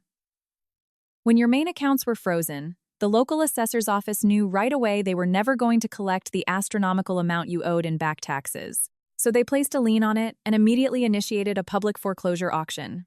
Savannah, pinned against the cruiser in the background, abruptly stopped struggling. "Auctioned," she muttered, the word sounding like a foreign language to her. "What the hell do you mean auctioned? This house is ours." "This house was yours," I cut her off instantly. "But last Wednesday morning, at the exact same moment you were conspiring to try and steal my life insurance money, the county held a closed-door administrative tax auction in Denver. They auctioned off this estate to settle the outstanding debts on the spot." Richard pressed his face against the car window, his breath fogging the glass. "Who bought it?" he demanded to know, dropping his voice to a guttural, terror-filled scrape. "Who bought my house?" "An anonymous, registered limited liability company placed the winning bid," I answered, maintaining a strict professional tone. "And, since it was ultimately just a tax foreclosure, they bought this entire cabin for pennies on the dollar, a fraction of what it's actually worth. The bargain of the century. Completely cleared of any liens and free of your shady corporate tricks." I held the deed up to the window, allowing the flashing red and blue lights to bounce off the notary seals. I unfolded the thick paper and pressed it flat against the glass so he could see the name of the person who currently owned it. "I am the owner and sole administrator," I declared, the sharpness of my words cutting through the dense, freezing mountain fog. "I bought this estate using the exact same life insurance money you tried to steal from me a little while ago." Richard stopped breathing instantly. Eleanor ceased her whimpering, and the resounding, definitive weight of the family's absolute financial ruin hovered over that dirt road like pure lead. I looked my father in the eye before delivering the undeniable coup de grace. "Richard, you are not sitting on your property," I warned him. "You are trespassing on my estate." I didn't wait to see his superiority complex completely shatter. I turned my back, walking out of his line of sight. I left him alone with the reflection of the mist rolling over the land that used to be his. The driveway was still swarming with FBI agents, sirens casting flashes everywhere. I walked with confident steps to the nearest police vehicle to address the uniformed officers. "Excuse me? Officer?" I asked, using that clear, forceful professionalism that instantly commands attention. The officer in charge, a man with sober features, turned toward me and replied, "Yes, ma'am," nodding respectfully. "Agent Vance already briefed us regarding your work. Is there anything else you need before we initiate transport?" "Actually, yes," I answered while rummaging through my documents. I found the relevant notarized deeds in a couple of seconds and presented them on a silver platter. By virtue of the powers granted regarding the current ownership of this property, I am here to report the commission of another crime. The officer quickly reviewed the page and turned his head, looking at me in astonishment. "A crime?" he repeated. "On top of the multi-million-dollar federal fraud?" "Exactly," I maintained. Because the moment I set foot on this parcel earlier today, I realized 4 individuals were trespassing on my private property without permission, breaching the main gate, destroying the furniture, and consuming my most expensive liquor. I expressly request to file charges for trespassing and breaking and entering against Eleanor, Savannah, and Richard. The officer blinked. He tried to immediately process that level of audacity and nodded firmly at such coldness. He looked back down at all my official documents, verifying their authenticity until he finally said, "The deed is properly registered in your name, all in order. We can certainly add those charges. And given how things are going, I bet the prosecutor will tag it on as another aggravating factor." "I want them booked to the fullest extent," I demanded without any hesitation. "There is no lease agreement here. They are squatters who have never paid rent on my land." From the other end, Savannah didn't miss a beat of my criminal complaint. Though the reality of the foreclosure had thrown her for a loop for a split second, these new charges finally pierced her untouchable shield. Through administrative charges, I was sinking them into an endless legal pit they would have to suffer through. "You can't do that!" She let out a pleading shriek, and with all her might, she tried to slide her expensive boots off the police car's hood, struggling violently to get down. "Don't you even dare say we broke into my own father's house? It isn't even your father's anymore," I pivoted on my heels to tell her, completely devoid of any kind of empathy. "Your right to this property ended the exact moment you decided to fund it with dirty money. Now, you are just someone who is squatting in my paid-off residence in an overpriced sweater." And with that bestial, primitive growl, overflowing with the maximum degree of her resentment, she fought in vain against the police officer, trying her hardest to break free. "I swear, I'll ruin your whole life the second I can," she sobbed, drenched in mud. "You, Chloe, are trash. You are a nobody dead with pure jealousy. You're nothing." The federal officers easily subdued her, turning her face and pressing her chin hard back onto the cold hood. "Cut it out," the agents demanded abruptly. "Or keep pushing it, and you'll catch a lot more charges because of this." But Savannah had crashed. Her extreme, haughty arrogance born from old money and classist entitlement was left trashed on the asphalt. Just like Eleanor beside her, who remained cornered without barely saying a peep out of pure revulsion or impotence, they collapsed. "Mom, make it stop," she interceded tearfully, her screams dissolving into pure, hoarse sobbing. "Tell the cops she's playing us." Eleanor lifted her shadowed face to the air. Her mother, whose hand usually never trembled in the face of any scheme, said absolutely nothing. She had been left speechless. She shook her head furiously, surrendered to the ultimate horror of it all. The beloved golden child she created with a simple Porsche now looked dumbfounded at her daddy and desperately cried out, "Dad! Dad! You told me everything was going to be fixed so easily." Richard remained rooted behind the rear seat of the cruiser, staring at the empty vastness of the mountain landscape. He didn't answer. He made no more false promises about the situation. He just stared paralyzed at that outcome, and the pieces shattered across all the windows, because they had been ruined in a matter of seconds, and he would never recover even a fraction of the people he deceived, nor the haughtiness toward his own daughter and wife he once dominated with his checkbooks. They had succumbed, Richard inside that transparent SUV bubble, and the spoiled brat handcuffed in front of some cops. Their flawless golden pride, hailing from the cradle of the rich, couldn't get anyone to accept their bottomless, now devalued money. The law firm full of aristocratic last names wasn't coming to rescue her, nor open the suite of her retreat hidden deep in the Rockies. so her legs gave out instantly. The officer, gripping her back firmly, seeing she wouldn't react, loosened his hold slightly in the face of her voluntary surrender.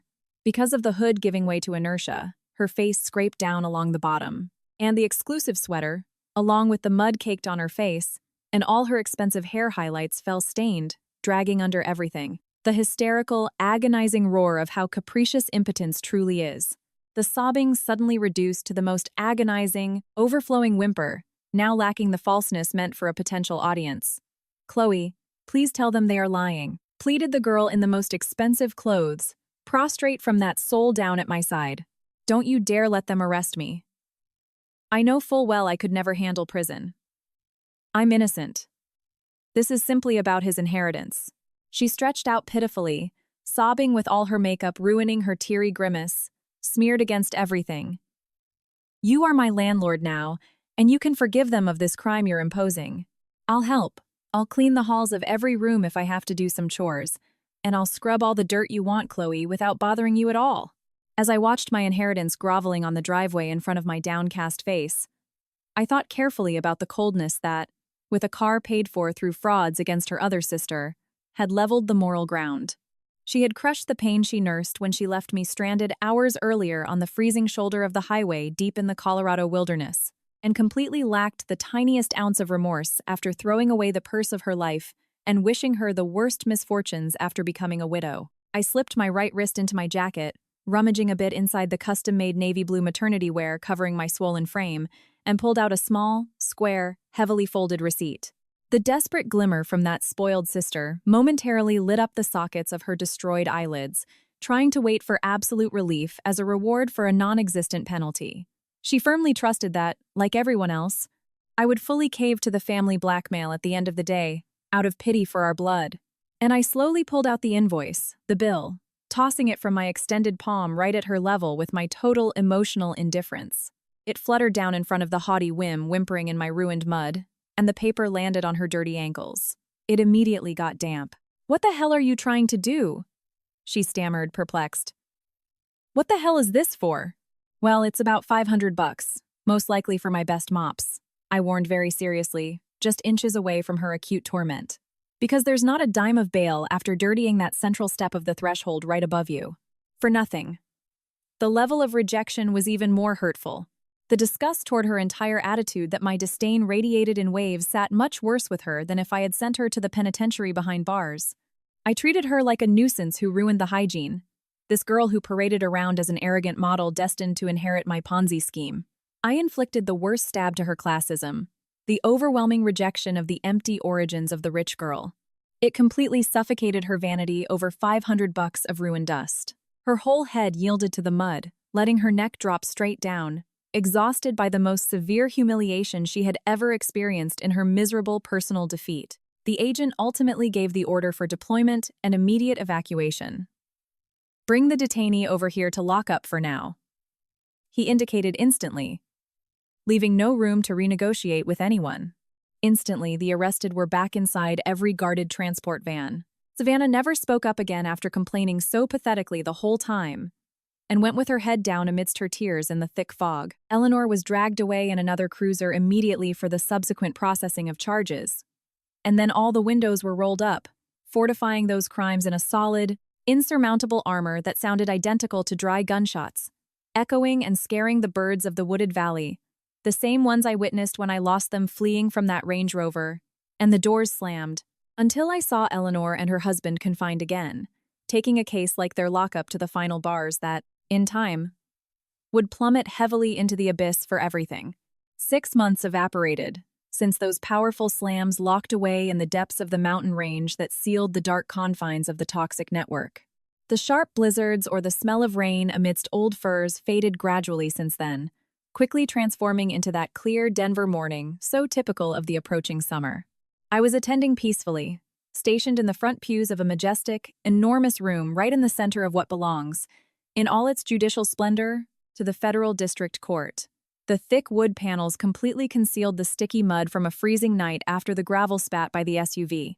At first glance, the radical change wasn't simply the bustling capital under the Colorado sky outside. It consisted without a doubt of the endearing weight, resting in the lap of my chest.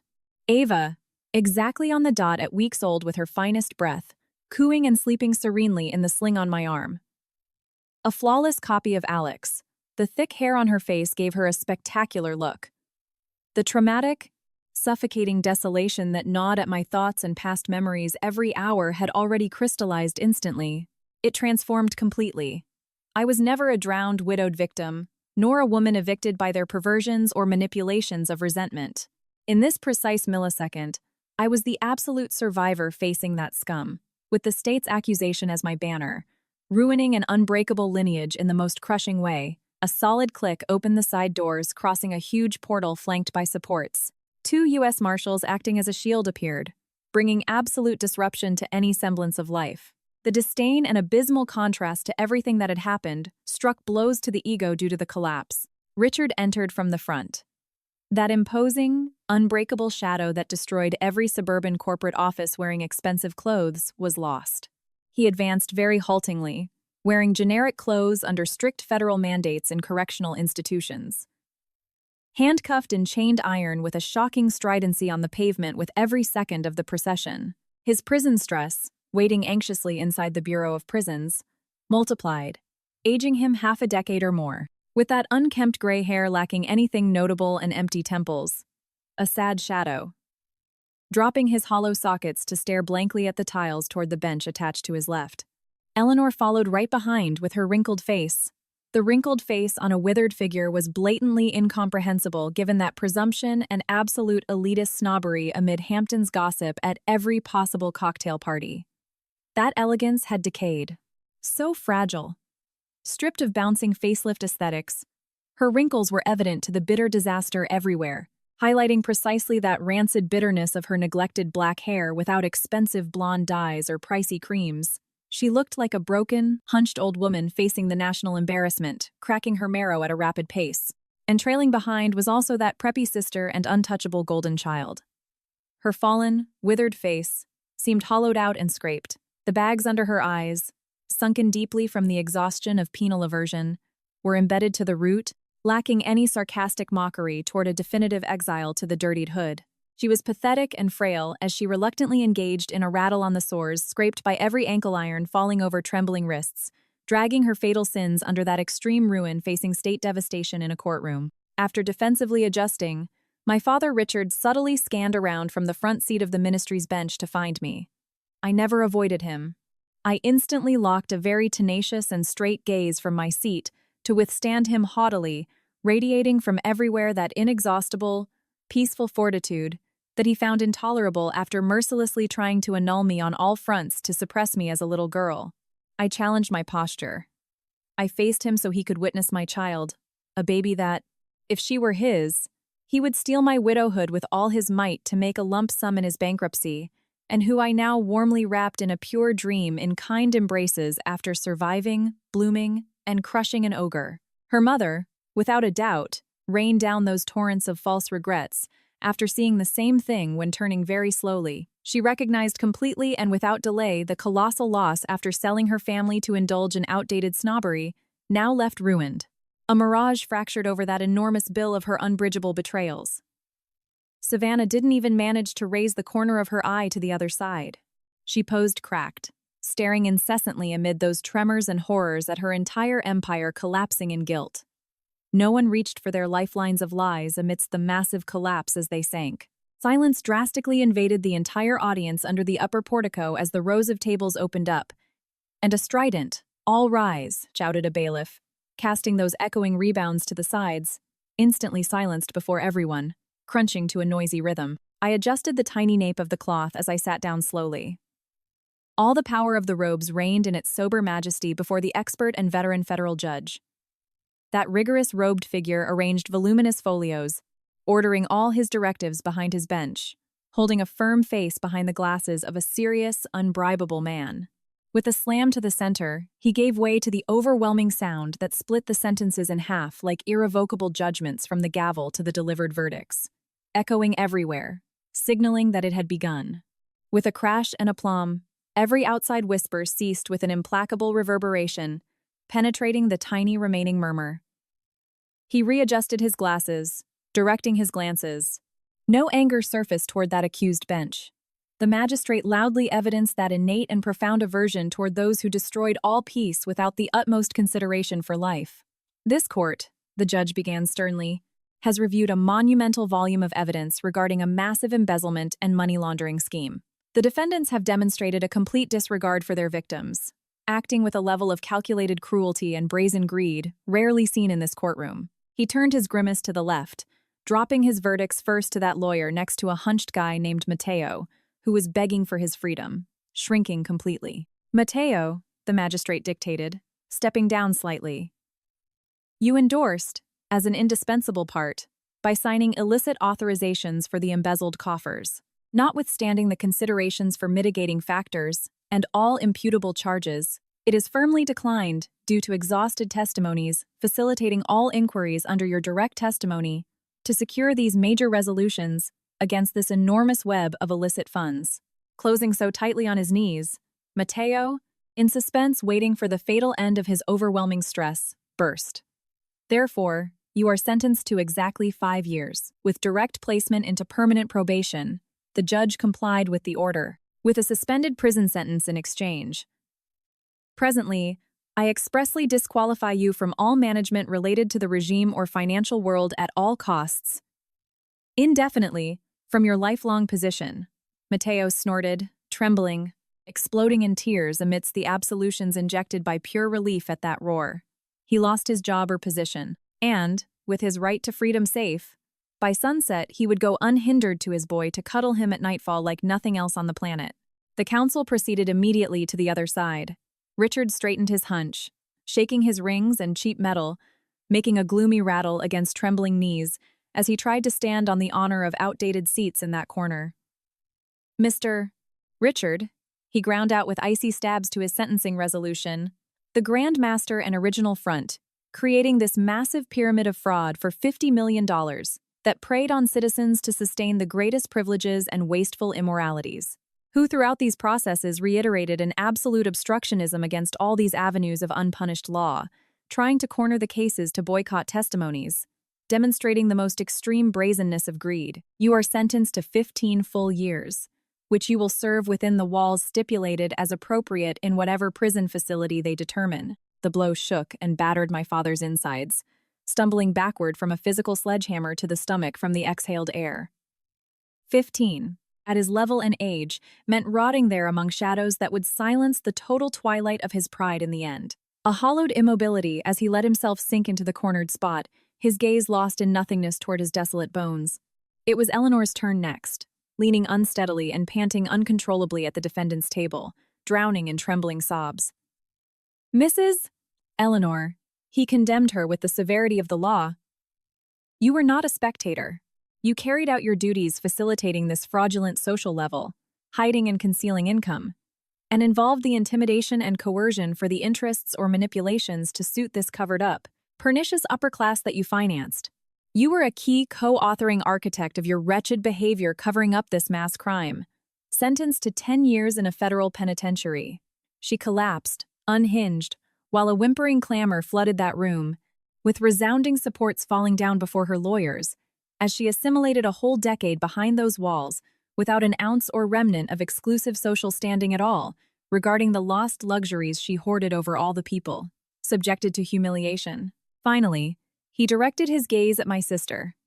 That flawless golden sister with furrowed brows betrayed her haughty resentments emanating before so many toxic bars of the impatient abyss of her revulsion.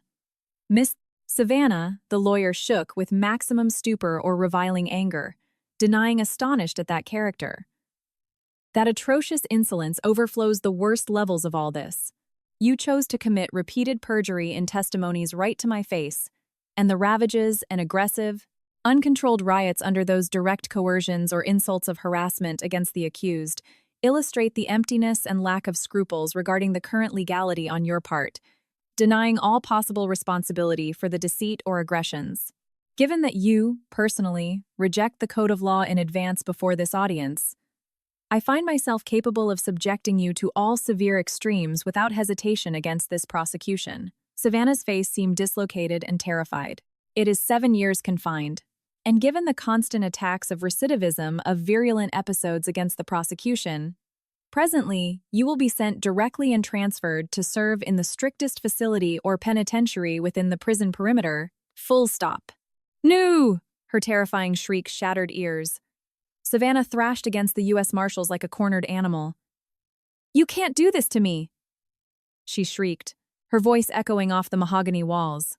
"I don't belong in there. I'll never survive with those lowlifes." The judge simply struck his gavel, ignoring her hysterical outburst. Court is adjourned. The hearing and this legal act conclude, and the case is definitively closed. Striking the gavel with resounding force, making his sentence echo and bounce over everything. A police squad immediately intervened in unison under escort, grabbing that sister's wrists from the dragging of her soles amidst her kicking with rage and insults. Richard followed a slow-motion journey like a faded figure after going long to the cells, losing his sight forever. While the burly escort grabbed my mother, she suddenly pushed herself to the tile, halting all her efforts to move forward, stopping instantly against everything with crazy lost looks at the human rearview mirror, searching for a face and eye bags to stop directly on my gaze in the midst of the murmur from that final flank of the spectators. As I warmly smoothed that cloth and pink fabric cover, already quickening my pace for my glorious escape from there, crossing that porch to leave these ingrained misfortunes far behind. "Wait!" she begged desperately, breaking under that yearning and heartbreaking suffocation, pulling her chain and large ring crossed and piled up against the partition or wood separating both rooms. She turned and exclaimed, choked, her mascara-stained pupils clearly smeared, to that police officer guarding her steps. "A little while alone. I beg you for 1 minute for a goodbye with the child. For pity's sake, please, officer. Have some mercy." The escort reconsidered for a few milliseconds, halting his pull. He glanced at a prosecutor with his back to me. The spaces behind were almost completely absent in everything, closed off midway before their heavy wooden barriers after the lockdown. Glued in the middle under the peaceful lap in deep slumber. I pulled her close to myself, breathing her in sweetly without making a fuss over my newly born little treasure with me. My being pleaded to just turn around right then and there, dodging her, leaving this suffocating court, fleeing to the sunny, bustling streets outside, closing off that resounding, fateful memory or trauma of this toxic lineage, dismissing the face of the woman perpetrated under that pain. But this healed pain wanted to start fully in this final stab and disillusionment to hear the inescapable twilight of the most manipulative demagoguery until the absolute extinction of my dependency.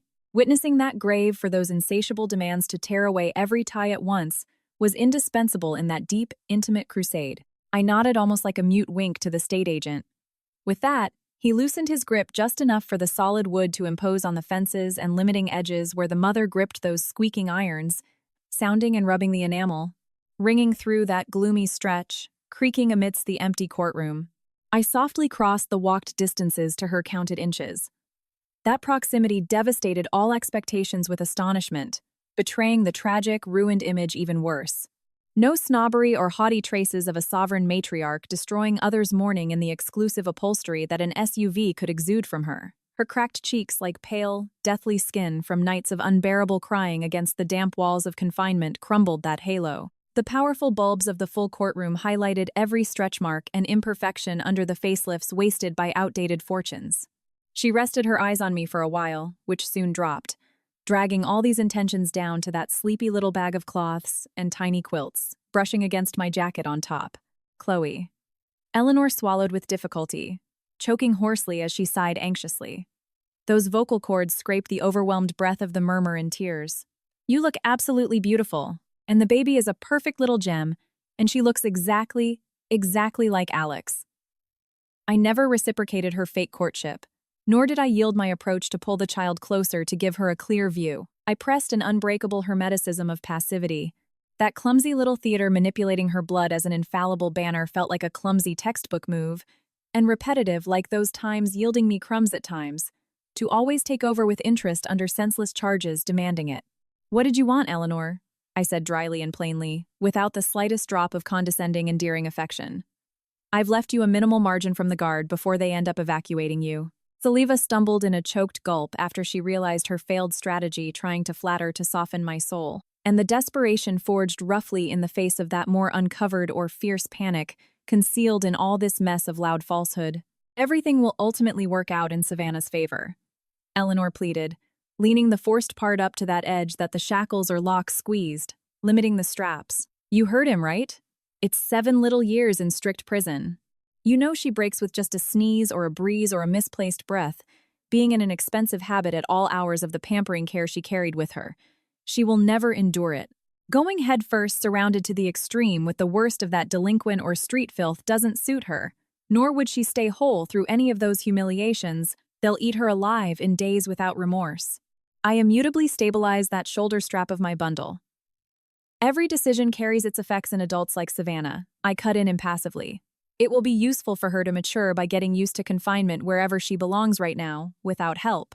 I'm telling you, you don't know what it's like in there, she whined sharply, losing her stridency with every glance at a clock rushing those counted, besieged fractions from the state escort. It turns out she's being ousted for not dragging pennies to the fund.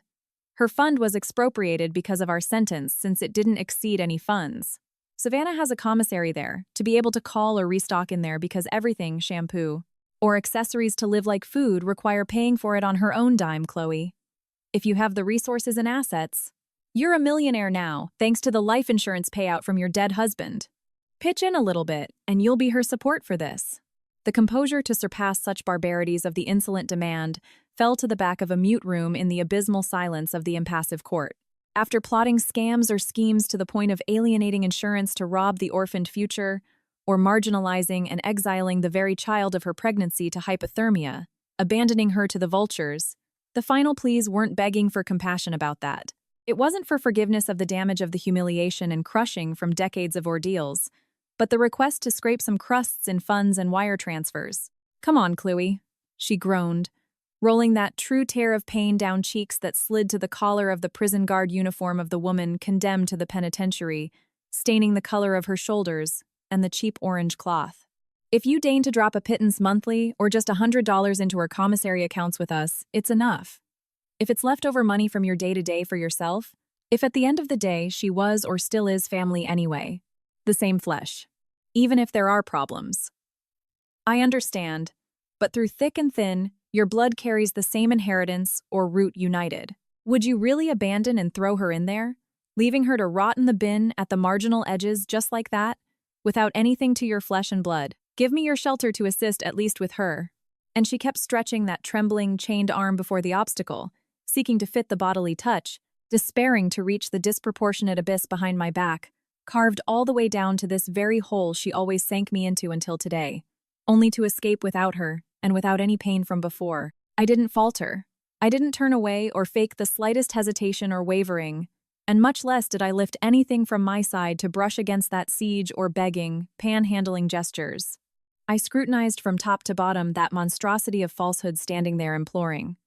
I analyzed the force span with the scrawls defrauded under names, stealing my college career and study money for a car.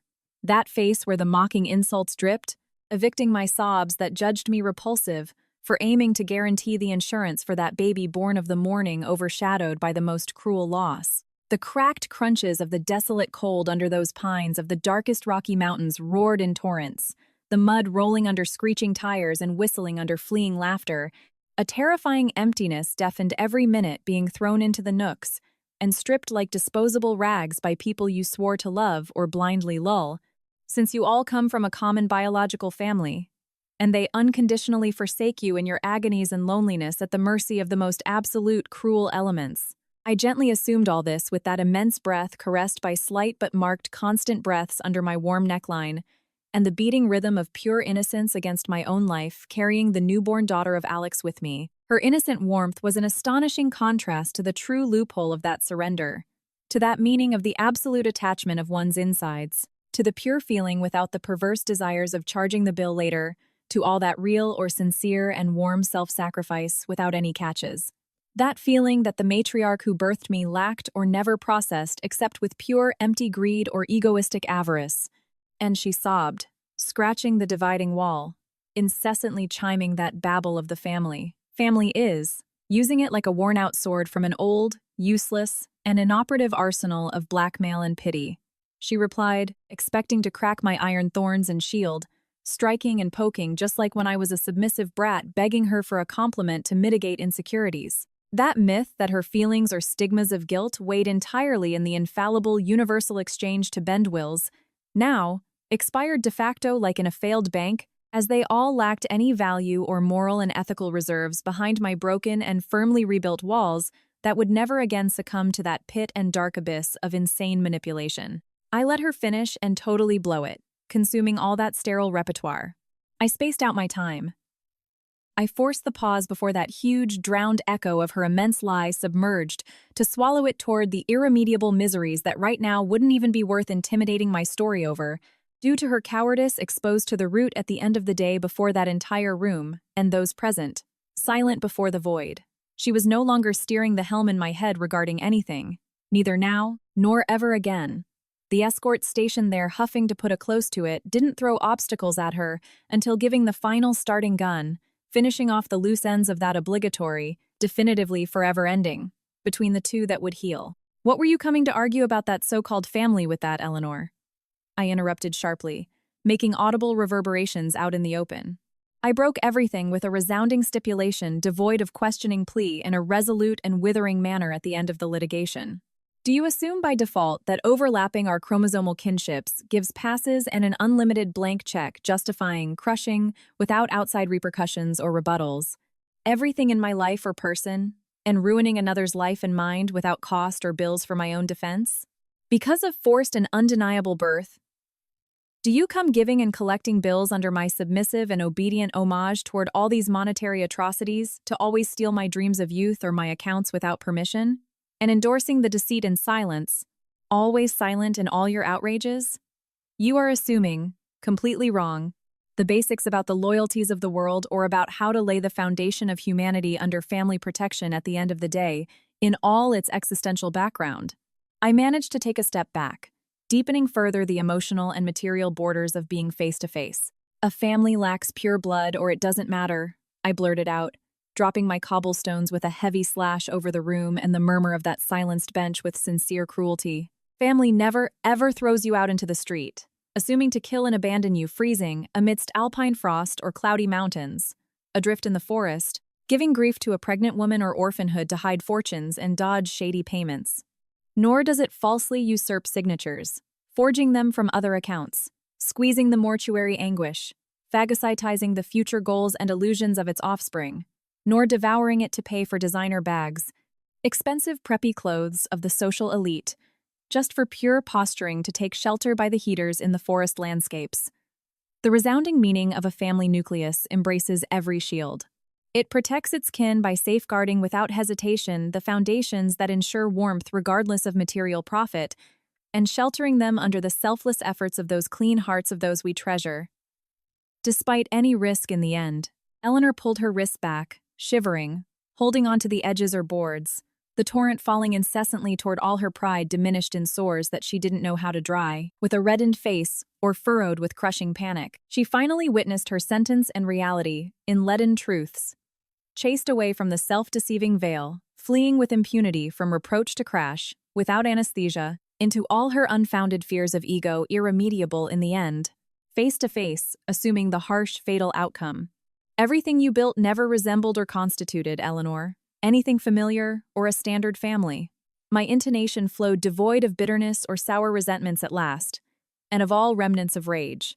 It consisted entirely of a pure, hard mafia cartel that used country club passes, haughty exclusivities, and fake appearances as clothing for shelter. You measured the vital scale of everyone under your gaze of utility, extracting from it some usufruct or objectives for material gain, blatantly inflating that balloon of the myth, superior to all common morality or dignity, crushing forever anyone who yielded any return in any form to your snobbery. You are sobbing because I completely tore down that smokescreen, for snatching away that veil to destroy the mask that armored your little scheme from the law and destroyed your impunity with my irrevocable and clear accusation of my findings.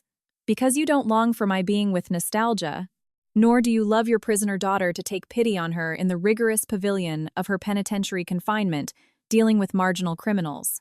Yours is that unbearable blow of enduring the fact that I annulled your chips with no return, stripping you of the manipulative role in the face of your failures. And you, Before a board without your dice, no one dances to or controls your reins anymore, ever again. For you or the fatal outcome of these miseries where you die ruined with nothing left to deceive. I crossed the abyss of all her fronts with direct and irrevocable looks, delivering a climax and conclusion to slice that rotting bridge in an abysmal cut that erased her forever. You died for my memories that very tragic night in the snowy, abandoned pine forest. I dictated with decisive aplomb, resonating thunderously in my head as a purifying wake, the clairvoyance of my inner peace, assuming it. The SUV, when it sped off into the frozen smoke, devastating and finally burying the tiny hope of pity from that withered heart, you annihilated any thread sewn to those patches of attachment toward your soul, which I previously begged not to break with the devout blindness of my sorrows in life. I already mourned the definitive loss of the non-existent, fake maternal model in the completely muddy ditch of those mountain roads. I never am I anymore. The offspring you birthed, submissive Eleanor. There is no daughter here. I turned out to be completely just your executioner, collecting the inescapable charges, sentencing your lies dug up by the bucket load until paying in full for the atrocities, exposing even the coffers and responsibilities of all the scams. Your sentence is what I collect in years against your acts. The unprecedented rictus unhinged a choked howl, breaking with screams the unprecedented nightmare of the definitive surrender of her empty being. The overwhelming impossibility finally confirmed once and for all that her web could never adhere to me or seize dominance over my remaining years, exploding forever and demolishing to dust rubble all that egomaniacal farce, leaving her struck down unappealably in a corner of the prison, silence of the most crushing reality without consolations or shortcuts to my clean money. The officer, resolutely assuming that the concluded stretches definitively ended there from the failed interrogation or final face-off of pleas, threw his strong hooks with solidity to shake her sleeve or elbows, undoing that prostration and trembling grip under his pull with a firm shove without hesitation. She opened the throat of abyssal pain and groaned terrifyingly, bellowed in a suffocating rhythm in the vault of tears for the inevitable and destroyed, dragging her echo after being towed on heavy stilts to the rear exit in suspense, through the adjoining prison door until her dark sorrows vanished, stumbling. I repudiated everything by turning my back, closing that visual on the sides, and remained unmovable before the freezing, steel door slam, abruptly appeasing all the squawks, burying those broken memories once and for all, in insurmountable walls in a permanent exclusion with the grate chaining the unbridgeable muteness of hers, so as to never hear anything more of this ever again. I sheltered, wrapping in softer swaddles, that sleeping miniature cradled endearingly until retracing, calmed at a full, firm pace, that tunnel-like hallway of this enclosure that formed the glorious reverse path crossed from my conquered thorns to a totally free floor in parquet, to leave it at my feet fleeing unharmed to a better future toward the double doors. The colossal threshold dissipated and expanded, open to the immense sea of the judicial hallway, boundless to the civil horizon, with unapologetic crowds and ordinary people, until abandoning my fears from the root and crossing those colossal, purely transparent glass thresholds reflecting the resolute morning, astonishing the illuminated face, I penetrated straight ahead with resounding momentum. And Denver, throwing that purest air of the spring day, flooded into my nostrils until filling my insides and my chest in clear mouthfuls of the end, and beginning to dissolve those thick bridles of a suffocating, putrefied, ruined air, finally and totally emancipated from the cruelest ties, leaving my past stigmas broken, never to return. The drive up the winding curves of the Rocky Mountains felt completely different this time. I was no longer a hijacked passenger in a luxury vehicle, waiting for the next emotional blow to fall.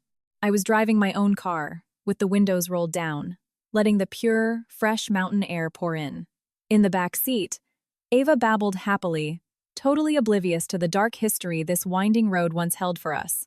When I parked in the massive circular driveway of the $5 million estate, the heavy wrought iron gates were wide open, welcoming us home. The dark, oppressive energy that used to suffocate this property had completely evaporated. The immaculate lawn where the FBI cruisers had parked 6 months ago was now covered in colorful picnic blankets and wooden toys. I unbuckled Ava from her car seat, sat her on the thick, green grass, and watched her safely crawl toward a brightly painted sandbox. The massive stone cabin towering behind us was no longer a monument to my parents' greed and arrogance. It was a sanctuary. Using the life insurance money Alex had left us, I had officially transformed the property into the Aspen Healing Retreat. It is now a fully funded safe haven and resource center, designed specifically for victims of family financial abuse.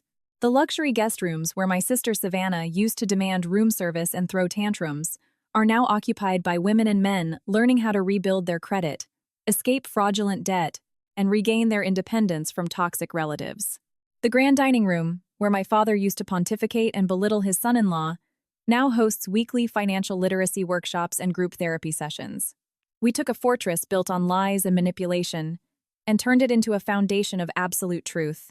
Watching these survivors walk through the front doors with their shoulders slumped under the same weight of guilt and confusion I used to carry, and seeing them leave with their heads held high is the greatest justice I could have ever asked for.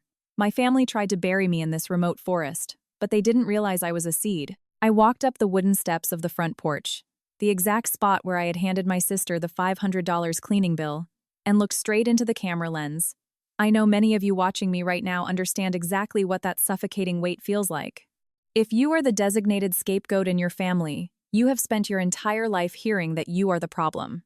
You have been gaslit into believing that your personal boundaries are selfish, and that demanding basic human respect is an act of rebellion. Society constantly conditions us to believe that blood is thicker than water, and that cutting ties with family members is the ultimate, unforgivable sin. But the harsh reality is that toxic people will gladly use that social pressure to keep you trapped in their endless cycle of abuse. They will demand your unconditional loyalty while offering you absolutely conditional love, based on what they can extract from you. Never let them convince you that protecting your mental health, your finances, and your children is a betrayal. The hardest thing you will ever do is look at the people who are supposed to protect you and realize that, in reality, they are your biggest predators. It shatters your fundamental understanding of what a family should be. But once you accept that terrifying truth, you completely take your power back. You stop waiting for an apology that is never going to come. You stop trying to prove your worth to people who are committed to misunderstanding you, and you start building a beautiful life that they cannot touch. You do not owe your abusers a seat at your table just because you share the same genetics. You owe it to yourself to break the generational curse once and for all. You owe it to your children to show them what a healthy, truly loving environment looks like, so they never have to heal from their own childhood. Rebuilding your life from scratch and walking away from everything you've ever known is terrifying. But I promise you, the profound peace you will find on the other side is worth every single tear shed along the way. I look out at the massive yard and see my beautiful daughter laughing as she plays in the sun. And I know with absolute certainty that I made the right choice. She will never know their cruelty. If you have ever had to cut off a toxic family to save yourself, tell your story in the comments.